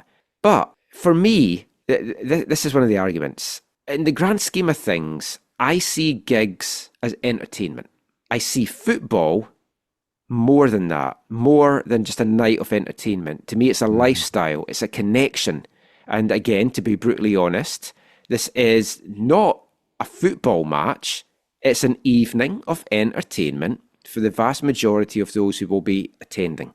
It's the experience that is going to come first for many with this game. And football is a far second in the grand scheme of things.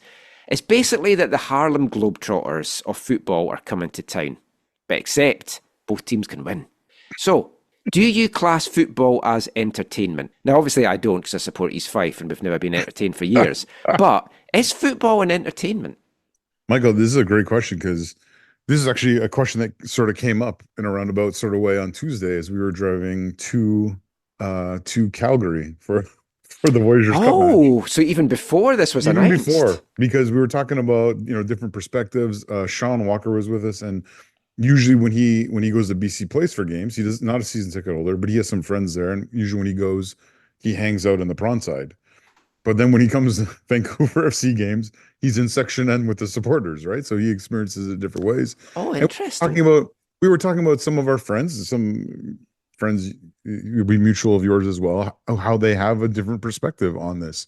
And for them, football is entertainment. And in that conversation, and I don't think I was alone in this, basically said, yeah, for me, it's not like you. It's not entertainment. It's I class that actually with pretty much all sport. I separate sport from just general entertainment. To me, football is different because, I guess when I'm going to some others, maybe. Yeah, actually, yeah. I guess I don't really go to many other sports. If I go to other sports, it's because I'm going to connect with some people or whatever. I'm not going for the sport, right? Like I'm going to build relationship or continue relationship or see some people I care about or whatever. But no, with football, for me, it's totally a community thing first. It's all about supporting your local club together, like this communal entity. I know obviously it's a business, it's owned by someone, they're trying to make money off it, whether they are now or they're hoping to in the long term. but to me, it's a community. It's a community thing, and so the that's why the winning and losing is so important. It's not, and that's why you're a dude who's like, I don't care if we win 1-0 and we only have one shot on net and whatever, as long as we win. Like that's, I'm similar to you in that, maybe not exactly the same. No, so for me, it's not. I respect though that there are those for whom it is, right? So this is like with different sections of the stadium can have different types of support. It's the same thing. People are going to have different views on this, and I don't share mine to say mine is right. Well, Mine is right. In this case, mine is right for me. And yeah, I want to stress that as well. It's like, I'm not saying my view is right and yours is wrong, because it's like, you enjoy this game how you want, however you want. Buy a ticket if you want. Don't buy a ticket if you don't want to. It's like, fair enough. And I know it's a different culture, a different viewpoint in North America as well, from just say over in the UK and elsewhere in the world. People are just brought up differently, and sport is seen as an entertainment here. And so much of that is because of the razzmatazz that comes with like the NFL and baseball and basketball and all that kind of stuff. An interesting tweet from my Vancouver 2021 that kind of summed up a lot of folks' feelings on this is, hoping they get less than 20,000 and lose some cash. It's price gouging for what amounts to a casual kickabout pre-season for Wrexham. Whitecaps likely resting for the League Cup. I think it'll just be a mixed squad for the Whitecaps. I don't think they're going to be resting. If anything, it's a nice warm-up game for them for the League's Cup. You can look at it that way as well. Just to put the pricing into context of other things. So Wrexham played Chelsea at Levi's Stadium in Santa Clara, home of my Niners, on Wednesday before this game against the Whitecaps. Now, that's a much bigger stadium, and you've got the lure of an actual Premier League side. Tickets are on sale at a price range from $75.50 US all in, so about 104 Canadian, to $389 US all in, which is a staggering $533, the most expensive tickets, for a friendly that means absolutely nothing to either team. That is insane. And that's not actually the most expensive tickets, because there's platinum seats at $400 and $500 US plus fees and taxes. Anyone that wants to pay that for a match, incidentally, that means nothing, come and speak to me. I've got an invisible suit I've got for sale. It's designer, and it also featured in the Welcome to Wrexham documentary. So the cheapest tickets are ever so slightly cheaper than this Whitecaps game, but they are up in the upper tier, so the 400 tier at Levi's Stadium. So it's not equivalent to BC Place. The cheapest lower ball at Levi's is 106 US all in, so about 146 Canadian, so a fair bit higher, $30 higher than this game, but it is against a Premier side. For further context, if you went to Wales and actually wanted to watch Wrexham in a proper match this season, you know, one that isn't a big cash grab, adult tickets for the 2023-2024 season, individual ones at the Racecourse Ground, were £22 to £24, so $37.50 to $41. Obviously, you've got flights and accommodation on top of that, so it works out a fair bit more. But if you're making a trip over and you went to a game, this is a game that actually means something, and it's way cheaper. I think it's in the second season of the documentary. They highlight a bunch of the, what my son will call the tourists, who come over for the game. Like they don't, like they make sure but they put a few in, because there are a bunch of people like, yeah, I came just to see you guys. I saw the first season and I'm here and blah, blah, blah, whatever. So there is a bunch of this that's already happened, and it will continue to happen, especially as they go up. Or I guess for their sake, I guess hopefully continue to go up. But yeah, I think to me, that seems more exciting than to go watch a BC Place or Levi Stadium or wherever. I think I mentioned this last year, but like Whitecaps played TNS in one of the cup competitions that lets in Welsh clubs and Irish clubs. So because they were near Wrexham and on the way home, my friend Lee and my other buddies from my East Fife podcast went to the Racecourse Ground, and they met the guy that runs the bar there that's apparently in the documentary. And he was like, "Oh, come in, lads, I'll show you around," and showed them around. Like, salt of the earth guy. He gets tourists all the time, and he couldn't have been nicer. Yeah, he comes across very well in the documentary. So I was curious about the demand. So I joined the ticket pre-sale queue, the 10 o'clock one on Thursday, and I logged in just after 10. It was a minute past, and I was 1,164 in the queue. I got to the front of the queue very quickly, and I was surprised at that for one thing. So demand certainly looks as high as the ticket prices, but I think a lot of people then saw the prices and were like, nope, and logged off. And we've got some tweets about that. Oz Sweeney says, my wife and I love the series, and they've kind of become her team that she loosely pays attention to. She only knows Ryan Gauld and the Whitecaps, doesn't care about the Caps. We joked about taking our son, who'll be 2 months old, to see mum and dad's team play. Then we saw the ticket price. Nope. Amanda Chow tweeted, I wasn't able to get in for the 8 a.m. pre-sale, but it was a quick nope when I got into the 10 a.m. pre-sale and saw the prices. I was 264 in that queue.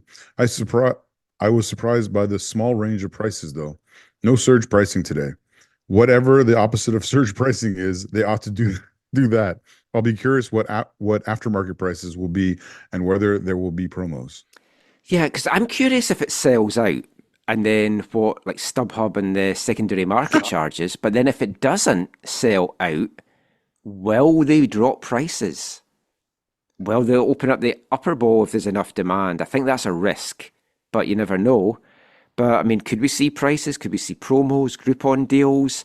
How pissed off would you be if you've spent a fortune and then there's a big Groupon deal for a lot cheaper?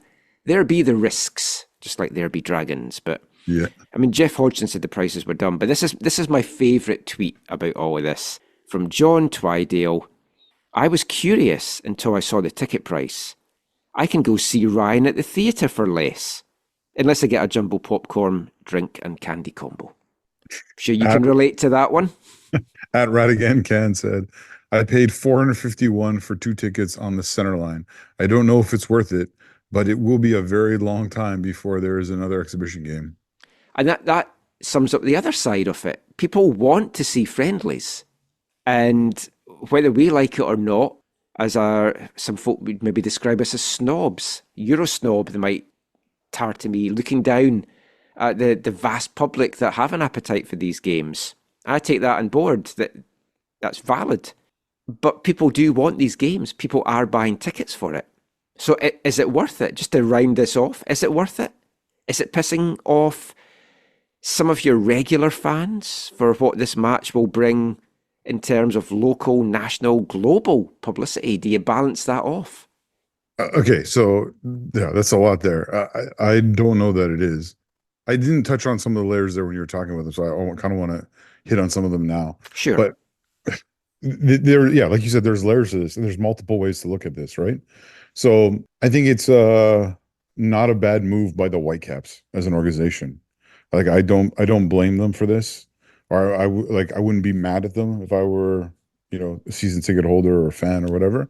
I think they are legitimately calculating the risk of upsetting people by being offsetting that by the fact that they might draw in a bunch of new people who are excited and will maybe come to more games, or who could become, season ticket members for them and all that kind of stuff. So I know there's some people who are disappointed in them for choosing to be involved with this. On one level, I don't disagree with them, and I think it makes sense for them. Friendlies in general, I think I'm with you, right? And most people who view this as not entertainment, it's friendlies are for preseason and maybe postseason. And so I don't like it on that level. Like, I think it's bad.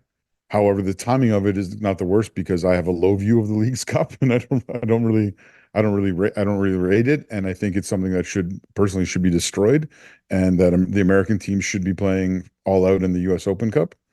Would you say that if they let CPL teams in? Yeah, I don't want CPL teams in the League's Cup. I don't. There's no way MLS would want that either, or USL teams. But I just thought I'd throw that out there. You could have the champion that maybe gets into it. No, it would be an intercontinental cup competition. A different whole other discussion. Yeah, I mean, we already have intercontinental competitions the CPL clubs are in, and those are the proper ones that should be. The League's Cup is They're not in those for long, though. the League's Cup is a marketing kind of thing, right? Like yeah, it's they're testing the waters on a super league for Yeah. US MLS and Yeah, Mexico. it's a precursor for merging down the line. Which is something I don't think is the best. So yeah, I mean, when it comes to friendly, when the Whitecaps were my local football club and they had a overpriced friendly against an English Premier League side, I chose not to go. Right, the Crystal Palace game, I was just like, yeah, I'm not going to pay for that. And so I didn't go. And the stadium was it 14,000 ish? Yeah, was the announced number, I think, and it was probably less than that actually inside. If that rumored Bayern friendly had come off in 2014-ish, what would your feeling have been with that? Yeah, I mean, I would have gone to it because it was Bayern. You know what I mean? Like, but like, if you felt like if there were really high prices for that, 'cause it's worth discussing this because obviously I can't relate because if Whitecaps played East Fife, that would be miraculous. And if they charge these prices, then they deserve to be run out of town. But against Bayern, if it was obscene prices 4 or 5 times your season ticket back then, would you have felt that was justified because it was Bayern? No, because I would rather spend money and go to Europe and watch Bayern or Yeah. like I went to in that a game that has actually got something on the line. Yeah, I went to that All-Star game and I got my ticket from Bayern, like Bayern Ultras. No, I don't know. I might not have gone to that. Might have depended if my buddies who travel everywhere with them were coming. That might have been the more the communal side of things. And to be fair, if they were doing that, they would have gotten cheap tickets from Bayern, and I probably would have joined them. Probably would have joined them. So there's that layer to it. There is the whole. I think that my bigger concern, Michael, in this, and I know the Whitecaps will say, "Look, this is not being organized by us. Our hands are tied." But the one place I think the Whitecaps could have done a better job was saying, "Look, yeah, we'll be a part of this, but our supporters need their section. They needed GA or they need whatever. They need to be able to have their flags and drums or whatever." I've seen Peter talk a little bit on Twitter. Peter Zimmerman, president of the South Side, talking about like, hey, do you realize that you're not able to, we're not going to be able to do all these things you're showing in these videos, I think, kind of thing, for this match. Yeah, because there's like restrictions on the supporter section or something. Yeah, and so I think that was poorly handled, right? Like I think you can give up some stuff when you're working with one of these organizations like TEG, but at the same time, I think you can probably fight for your supporters a little bit more, because the game won't have the same atmosphere, right? From the Whitecap side of things, I don't know what the traveling Welsh or expat Welsh community, how well they'll sing or whatever, how big that kind of support will be. But that is really disappointing. This is others have talked about how, yeah, this is just, modern football at its worst. And I see that. I agree that the ticket pricing is crazy. Like it is crazy. Like when you talk about these tickets, I think about, World Cup matches I've been to in Europe that were like, more reasonably priced. I went to a Champions League final for a face value ticket that is probably less than that. Well, maybe with the exchange, not that far off from those 2 tickets that guy bought for that kind of money or whatever, But it's all about. I don't blame people for, like, I know a bunch of fans are like, yeah, I'm going, I got my tickets right away, I'm in my same seat, my same section, whatever, and they're like, I don't care about the cost, it's supporting my team, I love the documentary, and that's like to each their own, right? That's great. Go and enjoy it. Don't let anyone else who's not going ruin it for you. Yeah, exactly. Also, don't let us grouches ruin it if you're looking forward to this. But also, if you're going and you have friends who don't crap all over them for not going, right? Yeah. Like, it's got to be a little bit of a two-way street there. Well, yes, but then you're expecting the world to be nice to each other, and that just doesn't happen, especially online. What? So, anyways, there's layers to this, and ultimately, I would say about the documentary, like I think I said before the show, I enjoyed the documentary. I'm happy that Ryan Reynolds is putting money into football. Obviously, like most people, I wish it was in Canada, and maybe one day he'll do that more after, or at some point in the long lines of this. I also will say, Mike, I know you talked a little bit maybe critiquingly about, these outsiders investing all this money and stuff.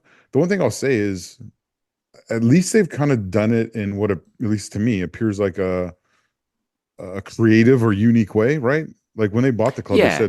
they said, look, we have to buy, I think the ground was involved. It was the club, the ground, and the documentary were a part of the deal, right? If they couldn't get the ground, they didn't want it. If they couldn't do the documentary, they didn't want it. And so I think they've done it in a clever and meaningful and entertaining way. They knew they had people who adore them, if you will, and so we're going to follow things and get excited about how British, European football around the world is different than American sport, and this whole teaching them all about relegation and promotion and bringing the people on this journey. They've backed the club financially to be able to do that, right? And it's really it is a really engaging and exciting story. And you are going to have people who are going to this game just because they've watched the documentary and they're excited to see a matchup close, or to, like you say, maybe be in the front row and get in the documentary or whatever. And yeah, have fun with it. But again, I feel bad for like Peter and the Southsiders who in an ideal world would like to be playing a reasonable rate to fully support their players in what should be a fun day. Last thing I'll say in it, for me, Frank McAvenny over Rob McElhenney.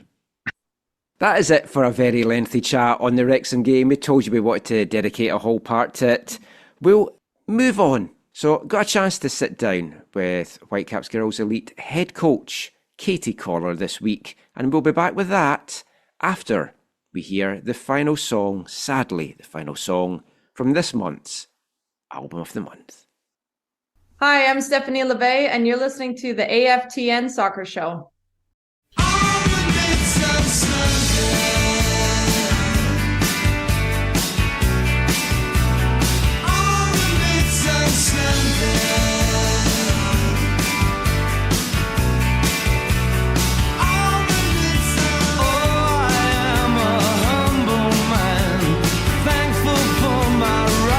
And inheritance too.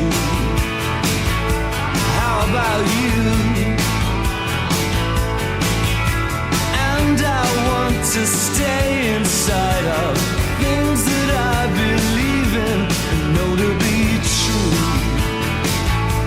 Sweet, sweet truth. And I wouldn't question letters of authority. Yeah, I'll keep the bedroom cold to save energy. 'Cause it's good for me, yeah. And as long as there's something for me, as long as the world swings my way, I don't have any complaints, and I believe all the myths on Sunday.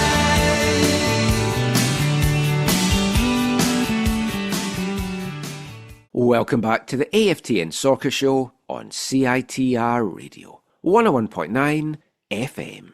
Brought to you in partnership with recoveryfamilylaw.ca. And it's that sad time of the month where we play you the final song from our album of the month, Leicester band Diesel Park West, their debut album from 1989. The album is called Shakespeare, Alabama, a 12-track affair, and that was one of the 4 singles released from it. All the Myths on Sunday, cracking song, and a fantastic album in general. I hope you have enjoyed the songs we have played for it over the month. Go and check it out in all the usual places, and other stuff by the band as well. And it's been a good week for Leicester, who clinched promotion on Friday, back into the Premier League from the Championship. And the English Championship, one of the best football leagues in the world. The Premier gets that tag so much, but for me, the excitement and the football and the drama in the English Championship is the best league in England. What would you say is the best league in Canada? MLS, does it count as the best league in Canada with it being an American league? Canadian Premier League, I'm sure many of you would say. For me, It's League1 BC. And yes, the 2024 League1 BC season kicked off on Sunday with 3 matches played in the opening weekend. It's going to be another tremendous year, I am sure. The 3rd year of the league in operation as well, and the first one under the new ownership of Canadian Soccer Business, as the Canadian Soccer Pyramid starts to come together. We'll round up the first weekend's action at the end of this part, but Vancouver Whitecaps are the teams defending the 2 League1 BC championships. The Caps Under-19 Academy lifting their first League1 BC championship on the men's side last year. And on the women's side, it was back-to-back championships for the Whitecaps Girls Elite. Katie Collar's side winning their 2nd championship in succession, defeating Unity in a very good performance at BC Place to lift that 2023 crown. Going on as well to win the League 1 Interprovincial between the winners of League 1 Ontario, League 1 Quebec and League 1 BC. A terrific achievement by the young Caps girls, made even more fantastic by the fact that they have so much rotation in the squad because their senior players tend to leave at the end of June to go down to their American NCAA schools. So the new crop of talent comes in, often meaning you've got 15 and 16-year-olds going up against much older opposition. In charge of the Whitecaps Girls Elite for these past 2 seasons, 2-time winning championship head coach now is Katie Collar. She's done so well with this Girls Elite side, and we've spoken to Katie a lot over the last couple of years, but I wanted to sit down with Katie this week just to chat about the successes of the team so far, look ahead to the upcoming season, especially now with Project 8 and a professional Whitecaps side on the horizon for 2025, and the big news that came out this week as well, in that the Whitecaps are going to be Canada's representative in the first ever CONCACAF Women's Champions Cup that gets underway in August. Going to talk to Katie about all of that. It's our feature interview for this episode of the show, so go stick the kettle on, grab your biscuit of choice, sit back and enjoy our chat with Whitecaps Girls Elite head coach Katie Collar.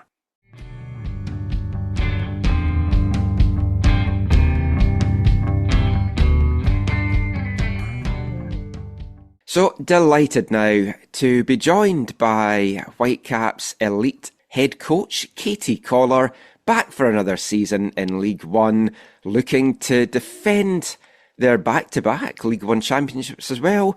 Welcome back to the show, Katie. Thank you. Thank you for having me. Always a pleasure. And this will go out after the first games this weekend, but we'll kind of look ahead to the season and also what has been a very noteworthy and newsworthy week for Whitecaps on the women's side as well. So we'll get into all of that. First thing, just really to talk about, we won't touch too much on last year because I know a lot changes year to year at youth level, but you've had a lot of time to process last year's successes and back-to-back championships as well. I mean, how proud are you 10 months, 11 months on of what this group has achieved so far in League 1? Yeah, still incredibly proud when I look back on those moments. Leading up to the season, you're looking back at some of those memories, some of those videos, the opportunity that the kids have had through League 1 and through some of the other opportunities that they had last year.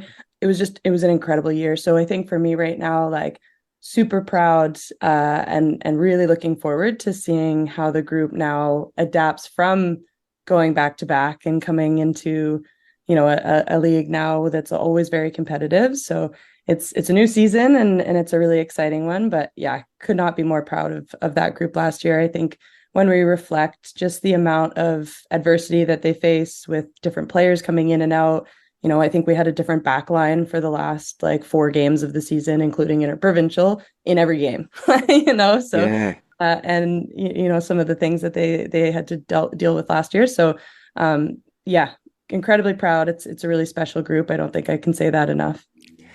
The turnover is crazy. And I just get to learn the players, and then at halfway point in the season, a big chunk of them move on, and then new stars like Kaylee Hunter comes in and just blows your mind that, wow, where did they find her? And then you see their age, and you're like, this is like just incredible. But at some points, like the time that the seasons take place, it's not ideal from a Whitecaps point of view because you are losing seniors. How does the team, like, what happens between, say, August and the start of the season? What do the girls do? How do they keep themselves busy? How do they keep themselves sharp and at those levels?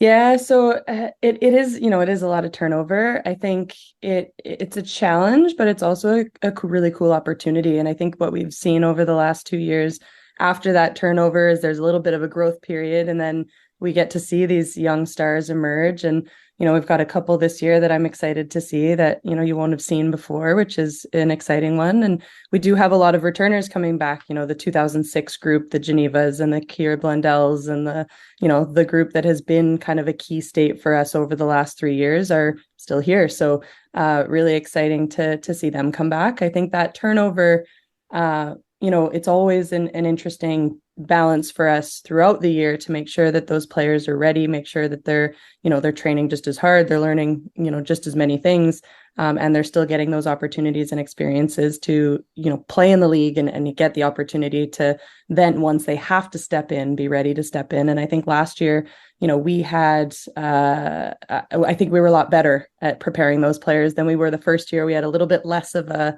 dip. We were able to give more players opportunity throughout the year so that they were more prepared to step into that light.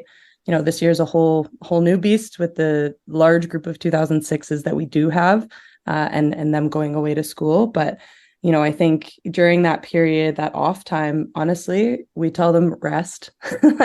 Once we end the season, we go from September until the end of the interprovincial. Obviously they have little times off in between. They have December off, they have spring break off, they have some of the long weekends, but it is a grind, getting from December to the end of August for these players, typically with a trip in there as well. We were just in Denmark last year, we were in Switzerland. So it is a bit of a grind. So I think by the end of August for us, it's more about like the rest recovery, go out with your family, go, rest yourself mentally, go see your friends, go be a kid.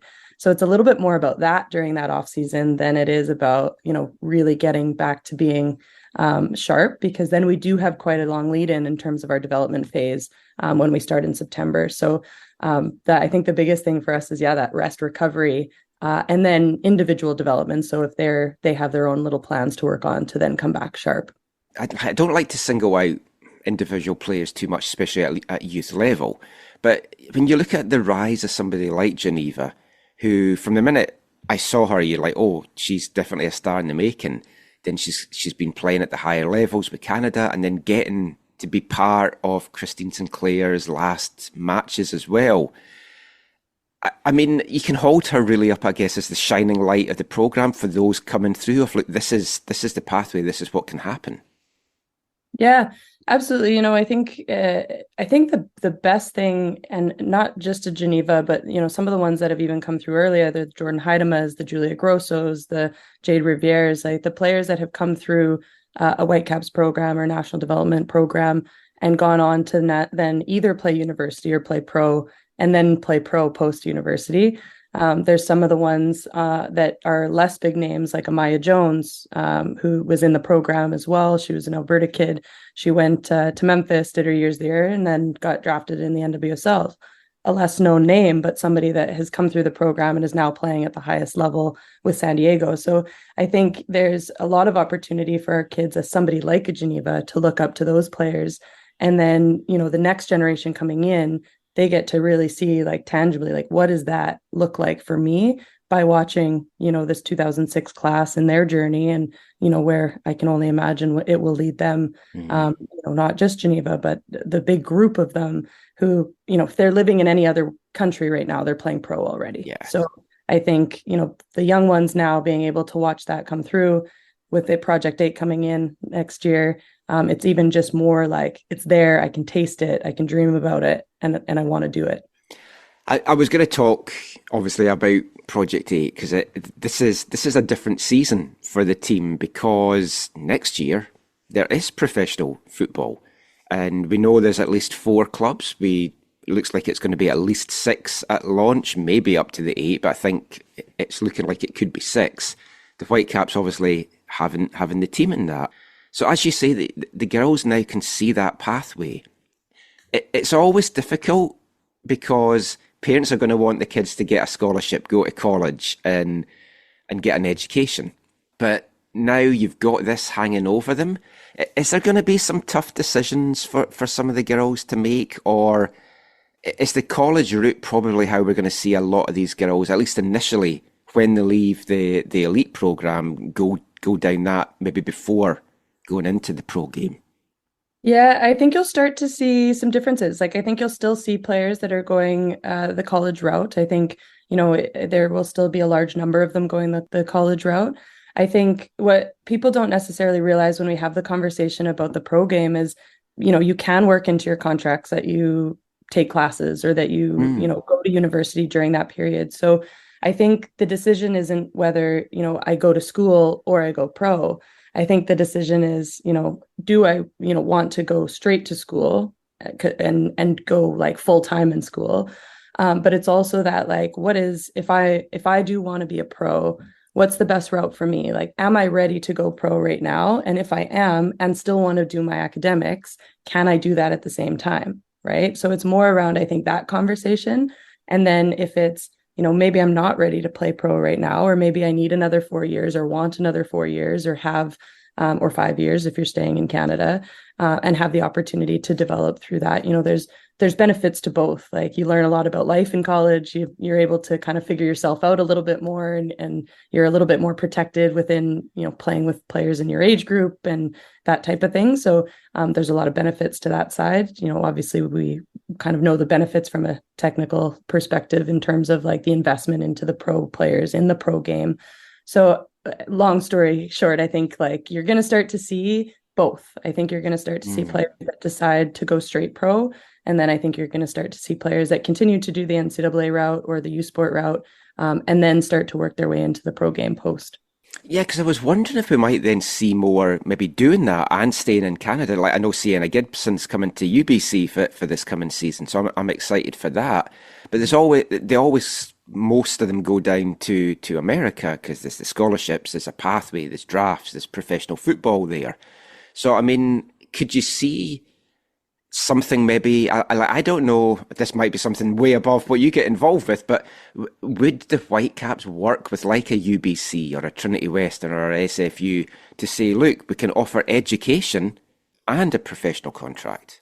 Yeah, from my understanding, that's already in the conversation. So it is definitely a big, important piece from our perspective to make sure that our young players are coming through and being taken care of as well, right? So I think that is the benefit of a homegrown talent, is they are cared for in the Canadian community, and they would be cared for by clubs. They're still dealing with professional contracts and those types of things, but I think that is a big benefit. And I know those conversations are already going on. So it is definitely an important partnership with the local universities to make sure that those players are, still able to do the things that they may want to do while they're, taking a pro contract. So, can you get a university degree at UBC and be a pro athlete for the Vancouver Whitecaps? I think the answer is going to be yes. Fantastic. Now, the women's game's changing around the world rapidly, and you saw at the last World Cup some countries that maybe had been bubbling under, like Colombia suddenly bursting onto the spotlight, and some top players as well. Canada's fallen, it feels at times a little bit behind, but especially at youth level, both on the boys and the girls side. When you looked last year at League One, the 3 champions were all the development teams. So it's obviously young teams, young girls. Whilst that's great, is that maybe not a bad slight on just what the state of the women's game is currently in Canada? And can Project 8 close that gap quickly, or is it still going to take a few years? Yeah, it's a really interesting question. I think there is definitely an aspect that these kids need something more to fight for. They need something more to look up to. And I think, we've experienced it a little bit this year with, we have players that have been in our starting 11 for the last 3 years, right? So how are we challenging them and how are we making them better if they are consistently, since the time they were 15, able to go and win games against senior players and win games against boys teams around the same age and win games against, other national development centers and interprovincial championships and things like that. So I think that's where Project 8, it just gives that extra layer of like, you're doing that and now you can push on, right? Like you're ready to push on, you're ready to move forward. It adds that layer. I think, part of what we see at the youth international level is a lack of contact as well with those teams. So from an individual player perspective, if you watch any of those youth games, I think player for player, our kids are just as good as the teams that they're potentially dropping points to, or better than the teams that they're potentially dropping points to. They're in the games. They're sometimes, playing a better style of football, but the problem is they don't have those opportunities to develop as a group. They go to the events, they compete for the games, but they don't necessarily have the contacts to be able to, learn how to win together, learn how to lose together. All the things that we get as a national development center for League One, and within the other tournaments and things that we go to. But as an actual group of a U17s or a U20, they're kind of being pulled in from all their different environments and then being expected to then win games. So I think there's an aspect of that at the youth level for us right now. I think, like I said, player for player, we're still producing players that are going into the pro environment in other countries. Amanda Allen is in the NWSL now. Olivia Smith, who's out in Portugal. We've got some of these big young talents that are signing big contracts and, are starting to develop the same way that you would see a US player or, players like that go through. I think there is that gap of them being able to be pushed as youth players. Like I said, we were just in Denmark. We played FCN. So one of the teams that Chris Sargent, who was in my position previously, who is the head coach out there now, we had the opportunity to play some of their pro players for part of the game. And it showed that our kids individually, a lot of them are ready to play pro already. And because we don't have that pathway, they're missing that opportunity to step into that environment so early and start to develop as a pro athlete, as opposed to a youth athlete, in the environment that they have.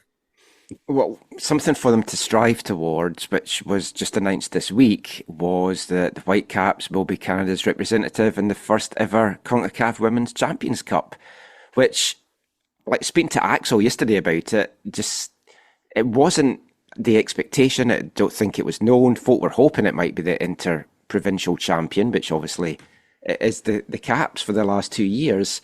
So when I read that, I was, first of all, very excited at what this means. But then I had the sudden realisation, oh, wait a minute, we're going to have lost a bunch of our players, all the 2006s. Surely we can't be playing 15-year-olds against like the NWSL champion.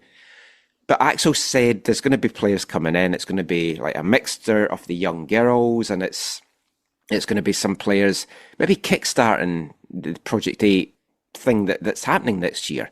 So 2 questions around that. When did you know that this was on the cards, and what was your reaction when you found out about it? Yeah, we found out a couple months ago, I would say, Okay. like when it was already kind of in the conversations around, this is a potential, it is coming in. We don't know exactly when it's going to start. Naturally, because we won the interprovincial, it could be us. So we kind of had the initial conversations around that, if there is somebody to go, it could be us. So what does that look like in our planning? And then, there was a period of uncertainty and whether it was going to happen this year or next year. And so what that looked like and whether it was, this year's winner or last year's winner.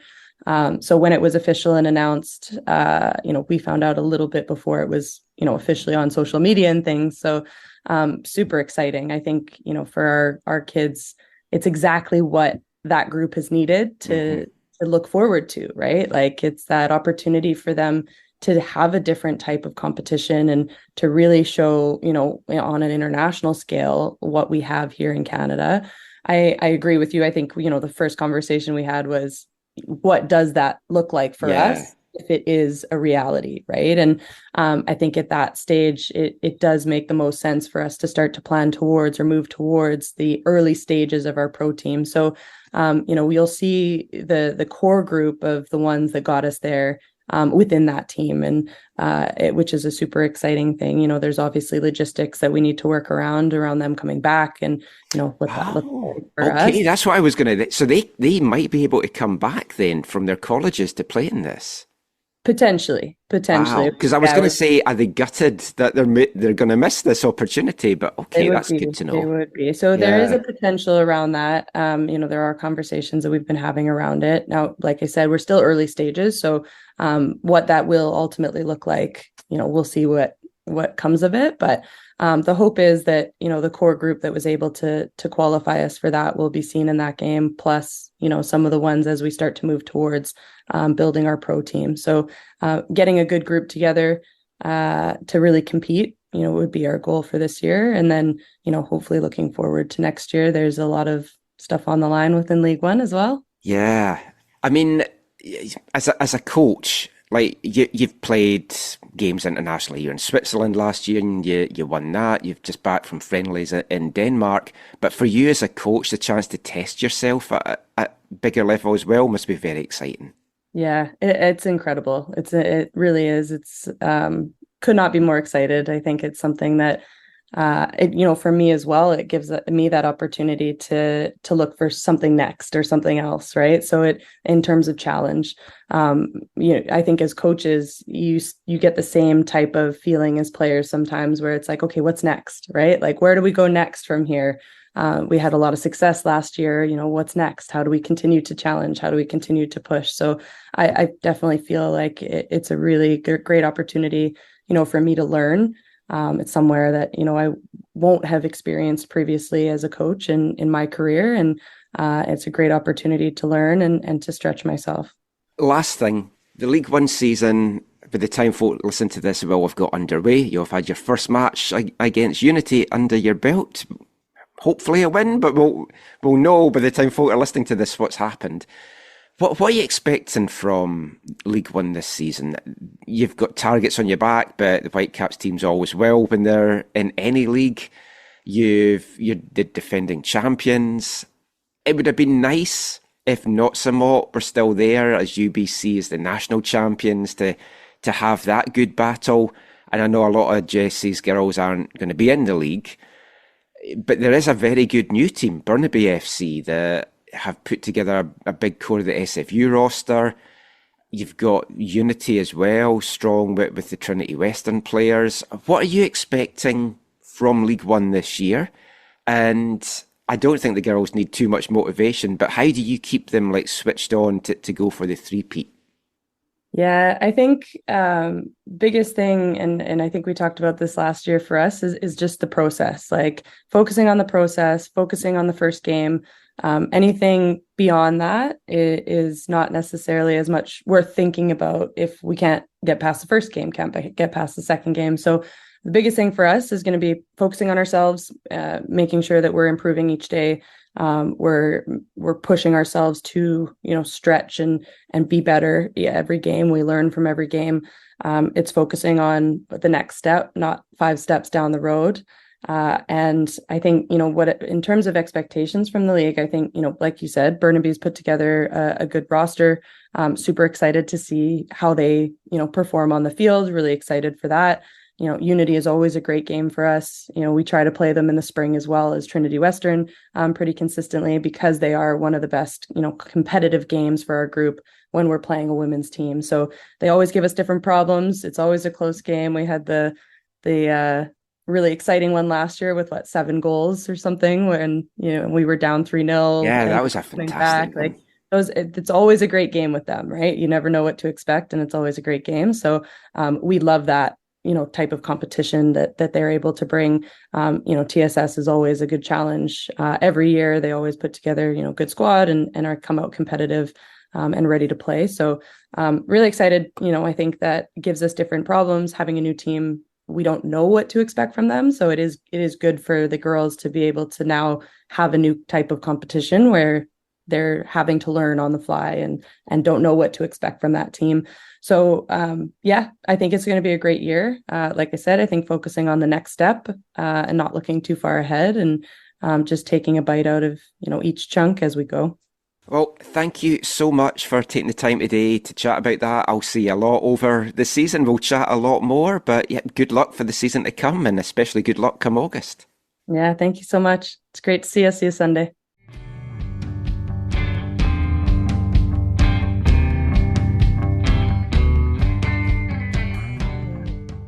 Great catching up with Katie again there. Always enjoy chatting with her. A lot of time for Katie. She's done so well with that Whitecaps side. She's such a good coach. And I don't know what the future will hold in store for her. Will she still be in charge of the girls' elite side? Will she get the promotion to be in charge of that Project 8 side next year? I didn't want to put her on the spot and ask her that, but I mean, she's obviously going to have aspirations to taking the level up from being with the youth to going into an adult professional setup. So wish her all the very best for the season to come. And as we talked about there, the Whitecaps, Canada's first representatives in the inaugural CONCACAF Women's Champions Cup. For many of us, this announcement kind of came out of the blue, but as Katie mentioned there, they kind of got first wind of it for a few months. It was just who was going to be Canada's representatives. And of course, because of the horrendous state of the women's game and the professional side here, i.e. there is no professional sides here in Canada, it's gone to the 2023 Interprovincial Champions, which was Vancouver Whitecaps Girls Elite. They play a preliminary round matchup against whoever is going to be the El Salvadorian representative in the competition. That has still to get settled, as the winners of the El Salvador, Clausura and Apertura will have a playoff match to decide who is going to represent El Salvador in this competition. And that match will get played as a one-off game about mid-August. No confirmation yet whether that game will be held in Canada or down in El Salvador. It'd be fantastic if it was held here, and we can maybe get the game at somewhere like Swangard, get a really good crowd out for it to cheer the girls on. But when it was announced, I'll be honest, as I mentioned to Katie there, full of joy, so happy that the girls are going to get this opportunity, but a little bit of apprehension as well, because you're talking about 16, 17-year-old girls going up against professional teams, professional players, including potentially, depending what happens if they get through the preliminary round, which would then see them going into a group stage where they're going to be taking on at least one NWSL team, maybe even the NWSL champions, alongside possibly the Mexican champions. So a tough order. So it is good to hear that it's going to be a little bit of a mix of players. And that was something I got a chance to ask Whitecaps CEO Axel Schuster about this week as well. And he's going to clarify just a little bit more about what this team might look like for that game against the El Salvador side in August.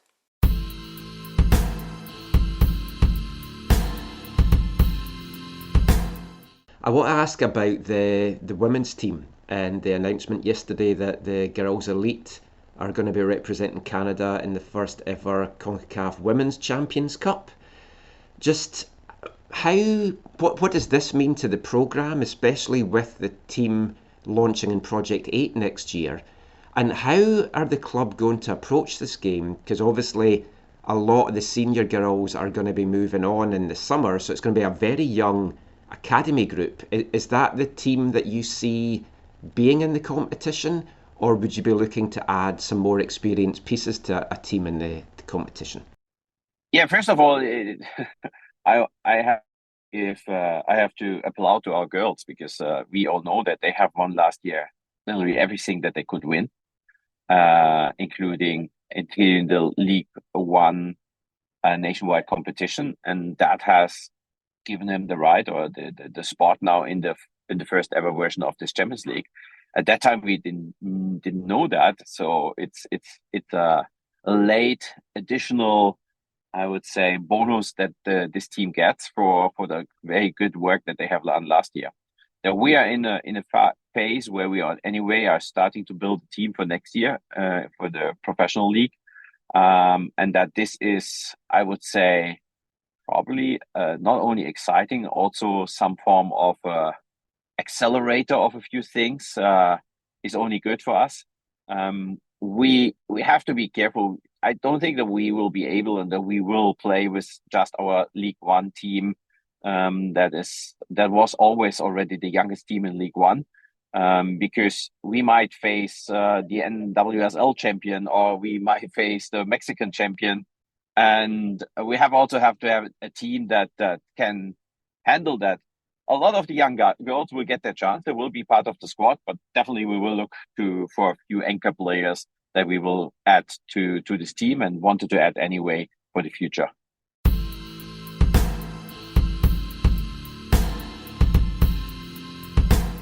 Axel Schuster there, giving us the insight as to what it's going to mean for the Whitecaps being in this tournament, what the team might look like. So it is going to kind of kickstart, accelerate their look towards this Project 8 team. Whether it means getting some players now that will definitely be on that Project 8 team. Some they won't be able to obviously get because they're going to be with other teams unless they make a signing, an official signing. Who knows? I think a lot might depend on whether they do get through this preliminary round. If they are in the guaranteed group games, I think that is going to make it easier to have some permanent transfers and bring the players here. There will be a number of free agents going around as well. There's going to be some top players from the Whitecaps Academy that we're going to feature. Maybe some call-ups, as Katie referred to there, coming in from the college ranks. All very, very exciting in what is finally and long overdue a very exciting time for the women's domestic game here in Canada. But as I mentioned, that chat with Katie took place before the Whitecaps kicked off their 2024 campaign, and the action across League One kicked off on Sunday. 3 matches played throughout the province, 2 in the Lower Mainland, 1 in the interior.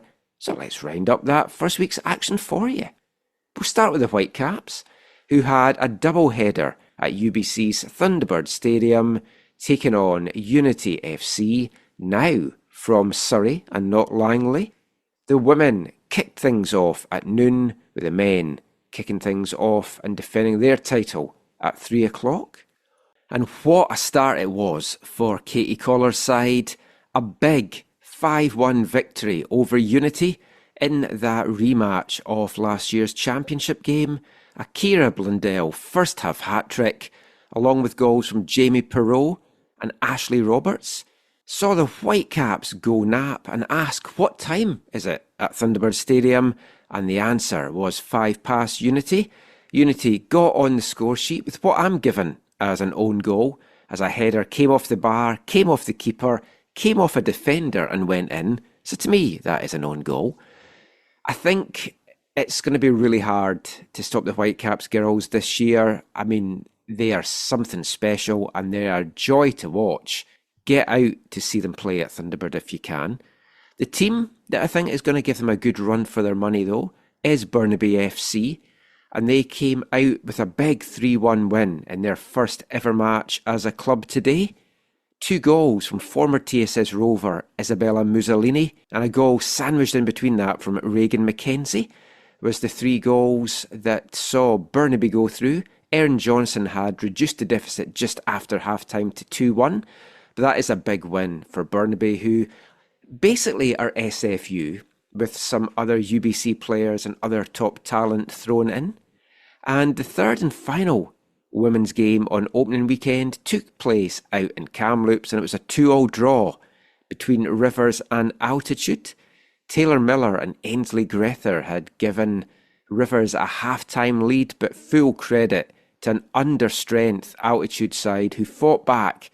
2 goals in a 3-minute spell earned them a point, pulling one back in the 74th minute from Alex Paul, and then the 77th minute, Avery Tulloch, making the long trip home from the interior all the sweeter for the North Vancouver side.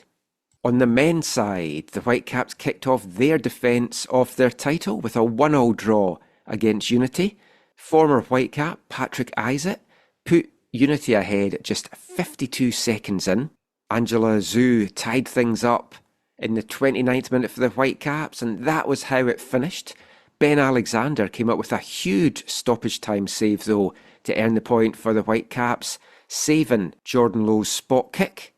One of two big penalty saves on Sunday actually from Whitecaps goalkeepers, with Max Anker making a big penalty save for WFC2 as they went down to a loss against Real Monarchs. A barn-bursting 3-3 draw between Burnaby FC and Harbourside played out at Burnaby Lake.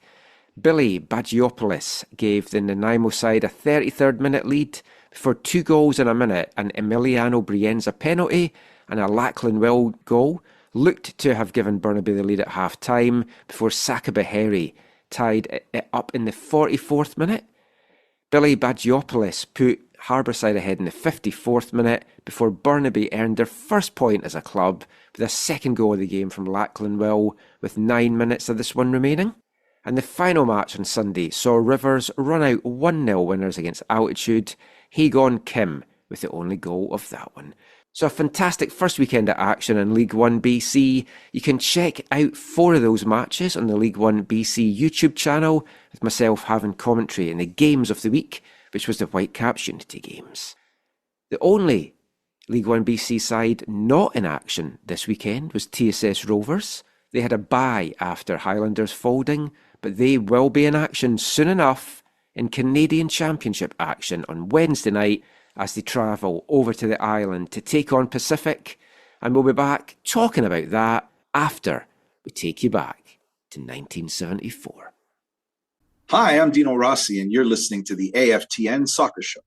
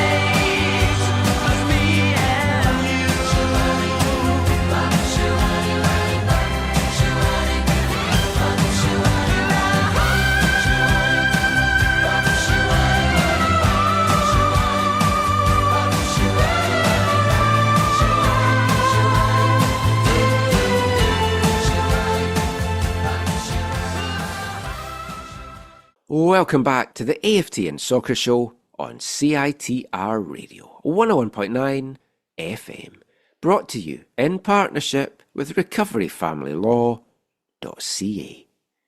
And we're taking you back to 1974 to kick off this part with a song that sold 500,000 copies in the UK and over 3 million copies worldwide.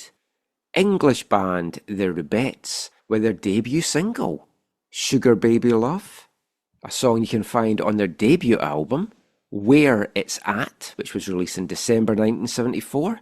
It came into the UK charts as a new entry in the April 27th charts, entering at number 27 and immediately rising 25 places to sit at number 2 in the UK charts this week 50 years ago. It went on to hit the number 1 spot in 2 weeks' time, where it stayed for 4 weeks in total. And despite it being a massive hit worldwide, it only reached number 37 in the US Billboard charts. It was number 1 all over the world. Wasn't able to find how it peaked in Canada, but it's a song that was certainly released here. Elsewhere in the world of music this week 50 years ago, ABBA's Waterloo hit the number 1 spot in the UK in the May 4th charts, surprisingly actually only topping the charts for 2 weeks. MFSB, featuring the 3 Degrees, were still number 1 here in Canada with their soundtrack to Soul Train, The Sound of Philadelphia, and down in the US, Grand Funk Railroad were number 1 with their cover of the Little Eva classic, The Locomotion. So let's get you right into this week in Whitecaps land from that year. Now, it's a period, of course, that we would be rounding it off with that special first ever Whitecaps game. But I'm not going to do that on this show because it's the anniversary match next weekend. I thought we'll bring everything up to May 4th and we'll talk about that first game against San Jose in next week's show. So what happened in this week in Whitecaps land in the build-up to kicking off their first season? Well, it was a busy and a hectic week, and the local press, the Vancouver Sun and the province, gave fantastic coverage to the team. Pretty much every day this week, the papers had something about the Whitecaps in it. On Tuesday, the 30th of April, Vancouver Province had I think it was a 4-page, might have been more, but I think it was just a 4-page soccer supplement pullout dedicated completely to the Whitecaps and the people behind it in terms of the ownership and Jim Easton, recapping what players they've got, some profiles on the players. So they were getting a good buzz around the city. There was a few articles as well talking about how Vancouver has been Canada's soccer hotbed for decades in the build-up to this. More on the amateur side, national team, friendlies and touring teams that were coming there. But now they get a professional team of their own in the league. The Vancouver Sun on Tuesday the 30th of April ran a story as well saying, hard times are over for North American soccer. Always a dangerous thing to proclaim the game back in the day. But I mean, the league did survive until 1984, so it was on the up by this point, and the Whitecaps were one of a number of new teams that were coming in for that 1974 season. With the Sun running a piece saying that the Whitecaps had gone out looking for aggressiveness, and that's what they had in a number of the players that they added. In the last couple of weeks as well, I've spoken in this section about how it was a very slow roster build for the Whitecaps, and heading into April, there was just a handful of players signed. Heading into this week, they only had 13 signed players going into their first game, so they still had to pad the roster out a little bit, but there were 3 new additions this week in the build-up to the start of the season. The 3 players added this week were defender Sam Lenarduzzi and forwards Chris Bennett and Brian Budd. Bennett, 22 years old, English-born, but currently playing in the BC League with North Shore Pauls, had previously been on the books of Chelsea and had actually scored in the last weekend's pre-season friendly against San Jose Earthquakes. Now, Bennett just went on to play that one season for the Whitecaps, making just 8 appearances, scoring 2 goals and tallying 1 assist. Went on to play for Seattle Sounders for a couple of seasons, Memphis Rogues, but he was capped 16 times for Canada between 1973 and 1975, coaching the national team programs from 1989 to 2002, and then went on to coach Vancouver Whitecaps women's team to the 2004 W League Championship. Brian Budd is another very interesting signing. The 23-year-old was signed from UBC Thunderbirds, and it was felt he was probably the strongest forward on the Whitecaps roster. Bud made 10 appearances for the Whitecaps that first season, scoring 2 goals and tallying 1 assist. Went on to also play for the Whitecaps in the NASL in 75, 76 and 77, before going on to play for Toronto Metro Croatia, Colorado Caribous, and then a couple of seasons with Toronto Blizzard, before finishing off with Houston Hurricane. Bud also played for Canada over a couple of years. I think 7 caps he had for Canada altogether. Sadly, passing away aged just 56 in June 2008. He'd been working until his death as a soccer analyst on the Scores the Footy show. So a lot of great achievements on the football pitch, but the interesting little tidbit that I found out about Brian Budd is he took part in a series that was big in the 70s in the UK, in Canada, in the US, called Superstars. And Budd won 3 straight Canadian Superstar competitions. That then moved him on to World Superstars, where you had the winners of the shows from around the world competing, and Budd also won that 3 times as well. And I remember the name, I think, from watching those shows. I still have some of the UK Superstars, actually, so I must dig it out to see if I've got any of the World Superstars ones as well, because it'd be fascinating to see them. And the other name in those 3 signings, Sam Lenarduzzi. And the signing of Sam had hit a few speed bumps along the way. The 25-year-old was considered to be a guaranteed starter for the Whitecaps. The problem was he was also heavily involved with the Canadian national team. And if you've listened to our previous shows, you'll know there's been a lot of disagreements between the Whitecaps and Canada Soccer as to whether they could have the players and everything like that. There'd been a lot of toing and froing, but Lenarduzzi finally signed a 1-year deal with the Whitecaps, and written into his contract was a clause which would allow him to train with the national team. Now, Sam Lenarduzzi went on to make 16 appearances for the Whitecaps in their first season, tallying 1 assist. Went on to play for the Whitecaps in the NASL from 1974 all the way up to the end of the 1978 season.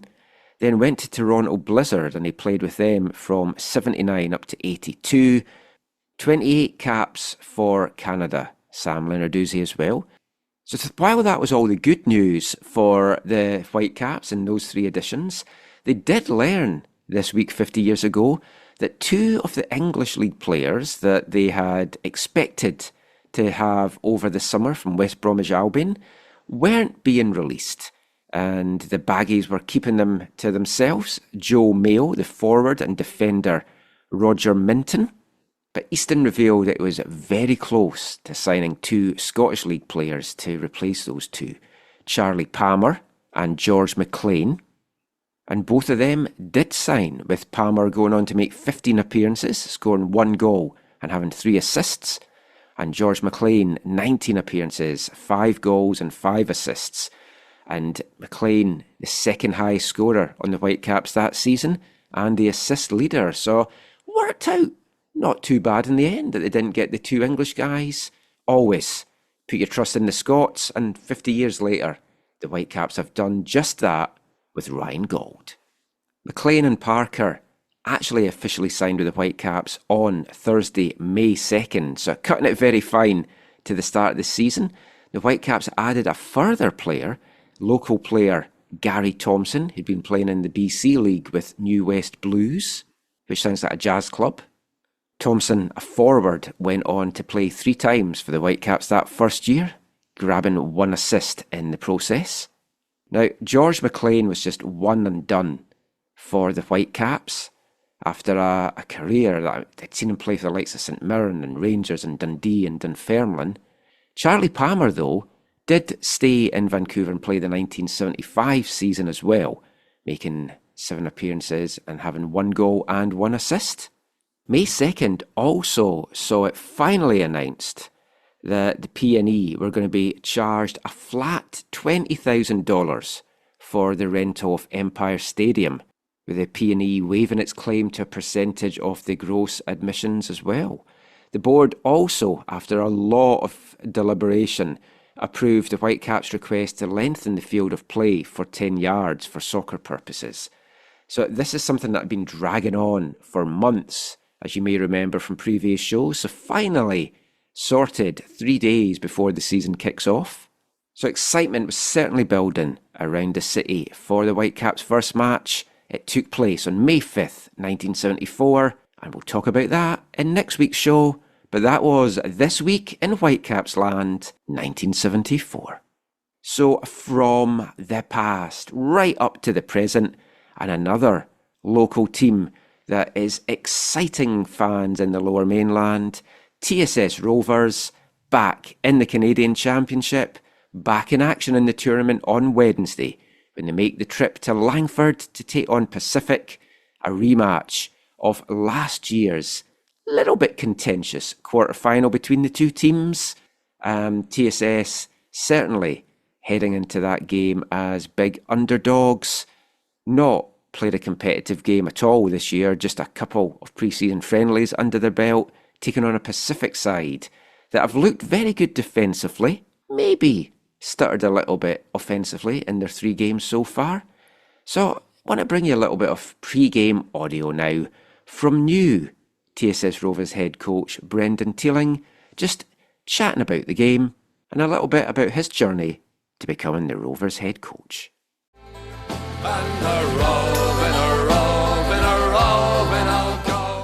Just the David Goliath angle to this always, whenever a League One team plays a league higher, I mean, that's always going to be the angle. And of course, whenever a CPL team plays an MLS team, that's always the angle as well. Just your thoughts on that, and the playing one level up and acting as David versus Goliath. Yeah, I think the pressure is on Pacific in this scenario. A League One team playing against a CPL team, it's always going to be that way. So, the mindset for me is that the pressure's on them. We can go in there and it's kind of a win-win in the sense of if they win, that's what's expected. If we get that surprise result, similar to last year against Valor, that's what we want. So, we're the underdog. We should embrace that. And yeah, we'll see what happens on Wednesday. Hopefully we get that David versus Goliath storyline. What was the reaction among the group when you heard that everybody knows the situation with the Highlanders, that as runners-up last year, you guys are going to go in? What was the reaction among the group knowing they're going to play a CPL team? Yeah, it was bittersweet because obviously we don't want to see Highlanders leave the league, and it's just a pity that didn't work out. But obviously then it gave us an opportunity to go on and partake in this competition again. The guys, we kind of were preparing for it. We kind of had heard certain stories through cracks. We weren't really sure, but yeah, like the guys were excited. I'm excited. Big moment for myself. Big moment for all the guys. Some of them have been there before and they've done really well. Some of them are coming back from CPL environments. So yeah, they're really excited. They want to get going. So that was the reaction. Brendan, if you kind of just want to share your journey, like obviously there's a lot of Celtic accents on this call just now with yourself and myself. Just share a little bit just about your journey, how you've come to Canada, your coaching background, how you've got into TSS. So yeah, I'm Irish, so born and raised just north of Dublin, small town in County Meath, Bellewstown. Grew up just playing football, soccer over here. Eventually got into coaching by doing summer camps in the States, that sort of thing. And then my journey has kind of brought me to Australia, where I worked with a club over that way. Total Football Academy was then at the time. Now it's they're based out in Broadbeach. They're playing NPL, so it's called Magic United, I believe. And then from there, I moved to the States, and I eventually came to Canada on a scholarship at the University of Windsor, where I just played for 2 seasons, and then continued on coaching in the sense with the men's and the women's team there. I did actually play League One Ontario very briefly. And then from there, it's just kind of expanded where I went back to Australia where I coached with an NPL team, Coburn City Soccer Club. Went back to Windsor where I worked with Tecumseh Soccer Club. And then I'd had stints with LA Galaxy in their kind of community stuff, Orange County, and eventually with Vancouver Whitecaps within their academy center approach, but then went on into their academy working with their under 17. So it's been a bit of a journey.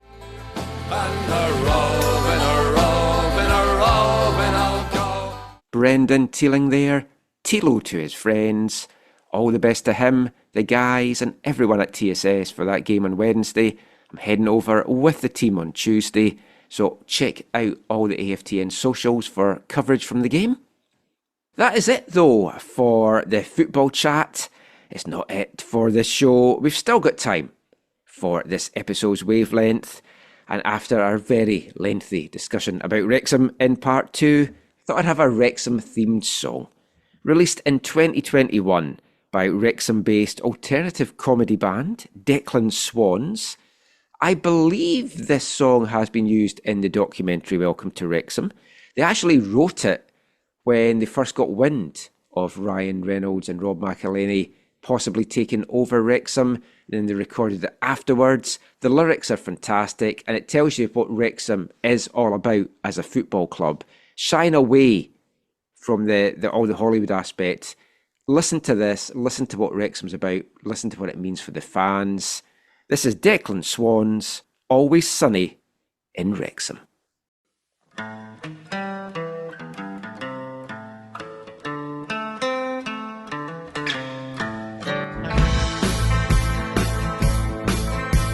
He ordered a medium doner kebab, saving a tenner to pay for his cab. Sees no harm in jumping the queue, showing the owner his latest tattoo. A guy in his 40s was rolling a joint, pleased his team had rescued a point. A wicked deflection in time added on, could see in his eyes he was totally gone. Less than a mile from the centre of town, a famous old stadium's crumbling down. No one's invested so much as a penny.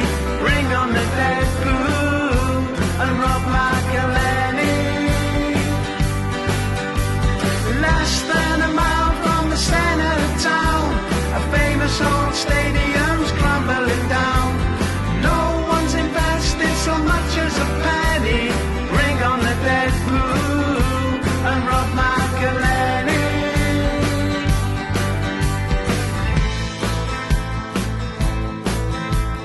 King Street was calm for the Saturday night, apart from the usual worrying sight of zombified corpses parading the streets, arched over flower beds sloped across seats.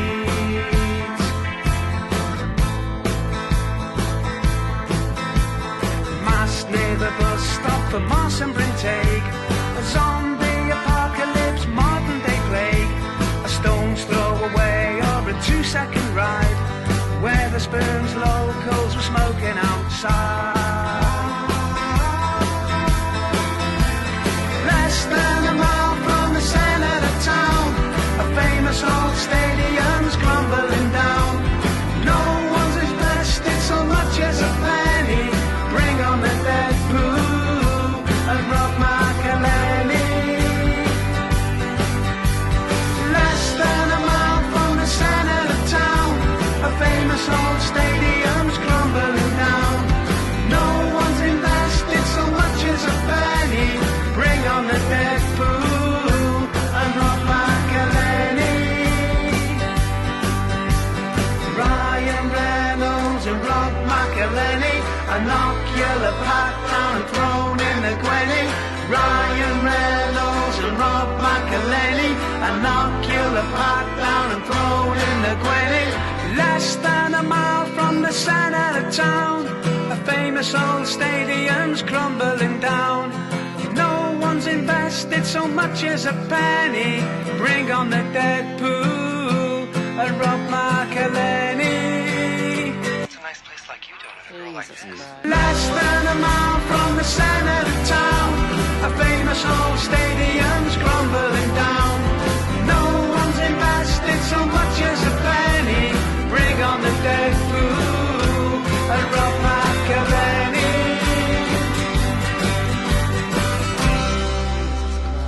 Perfect for ocular pat-downs. Now I can determine a subject's threat level without him being able to feel my retinal assessment. Declan Swans, always sunny in Wrexham. That's a lie. If it's anything like Newport when I was there, where it pissed down all bar one day when I was there in 2017 for the Caps pre-season. But that is it for this episode of the AFTN Soccer Show. Just before we go though, Zach, let everyone know where they can find you online. Any final thoughts? I guess you'll probably throw in some German chat now. Yeah, that song, like you said, featured lots on the documentary. Lots. Lots. They've got a lot of Wrexham songs as well, so I'll probably dig another one out and buy them in time for the game. Yeah, not just the song, actually, the band, like the dudes. Oh, really? Yeah, the dudes are in there. Oh, maybe we'll get them on the show. When it comes to German football, it's going to be a fun end of the Bundesliga at the bottom and for the European places. Because I don't know if you know this, but Germany hasn't yet, I think, solidified the 5th Champions League spot in this new Champions League thing. Oh, is this with all the coefficient stuff? Yeah. So apparently Scotland's messed that up drastically so. Apparently, I think Italy's clinched one of them, and I think Germany's like on the verge of clinching the second. But Germany and Italy always going hand in hand together. But apparently, I don't want to go through all the variations, but apparently there's a scenario. No, we'll have a 4-hour show. There's a scenario that Germany could get a 6th spot, depending on who wins the Champions League. Like if a German club if the right German club in the right position in the table wins the Champions League, they could get a 6th spot. That's not right. Sorry, right? Did you say right? Yeah. Oh, Michael. Anyways, it's always an exciting time in German football. That's questionable. I say it's an exciting time in English football because it's playoff season. Then in Scotland, everyone was excited because we've got the pyramid system in Scotland now. And in the Highland League, it's been a battle all season long between Buckie Thistle and Brechin City. Brechin City fell out of the Scottish League 2 seasons ago. Brechin were leading the whole way. Buckie had 2 games left and they had to really get their goal difference up. And then they won a game 7-0, which put them top of the table. And then they won their final match, which got them a playoff spot against the Lowland League champions, East Kilbride. Except they got kicked out of the playoffs this week because they hadn't met the criteria for promotion around doctor's qualifications or something weird. So then East Kilbride got a bye, as opposed to giving Brechin, who finished equal first on points and only 2 goals behind, instead of getting them to play the playoffs, they gave East Kilbride a bye. Weird shit happening. Never again are you allowed to call my German football talk strange. I guess. I'm sure everyone's switched off by now. What was Anyway, that is it for all our nonsense for another week. By the way, I didn't say this on the podcast. You did a great job. We're still on the podcast. I listened. No, I know, but earlier. I didn't say at the beginning. You did a great job, an outstanding job. Or maybe I said it. It's been so long since I said it in the podcast that I forgot. But you did a really great job. I listened to the second half live, and I rewound to listen to the beginning so I could hear your call on the goals. And that was a crazy end to that match. Oh, that was insane. Until next time, thanks for listening. Mon the Caps and mon the Rovers!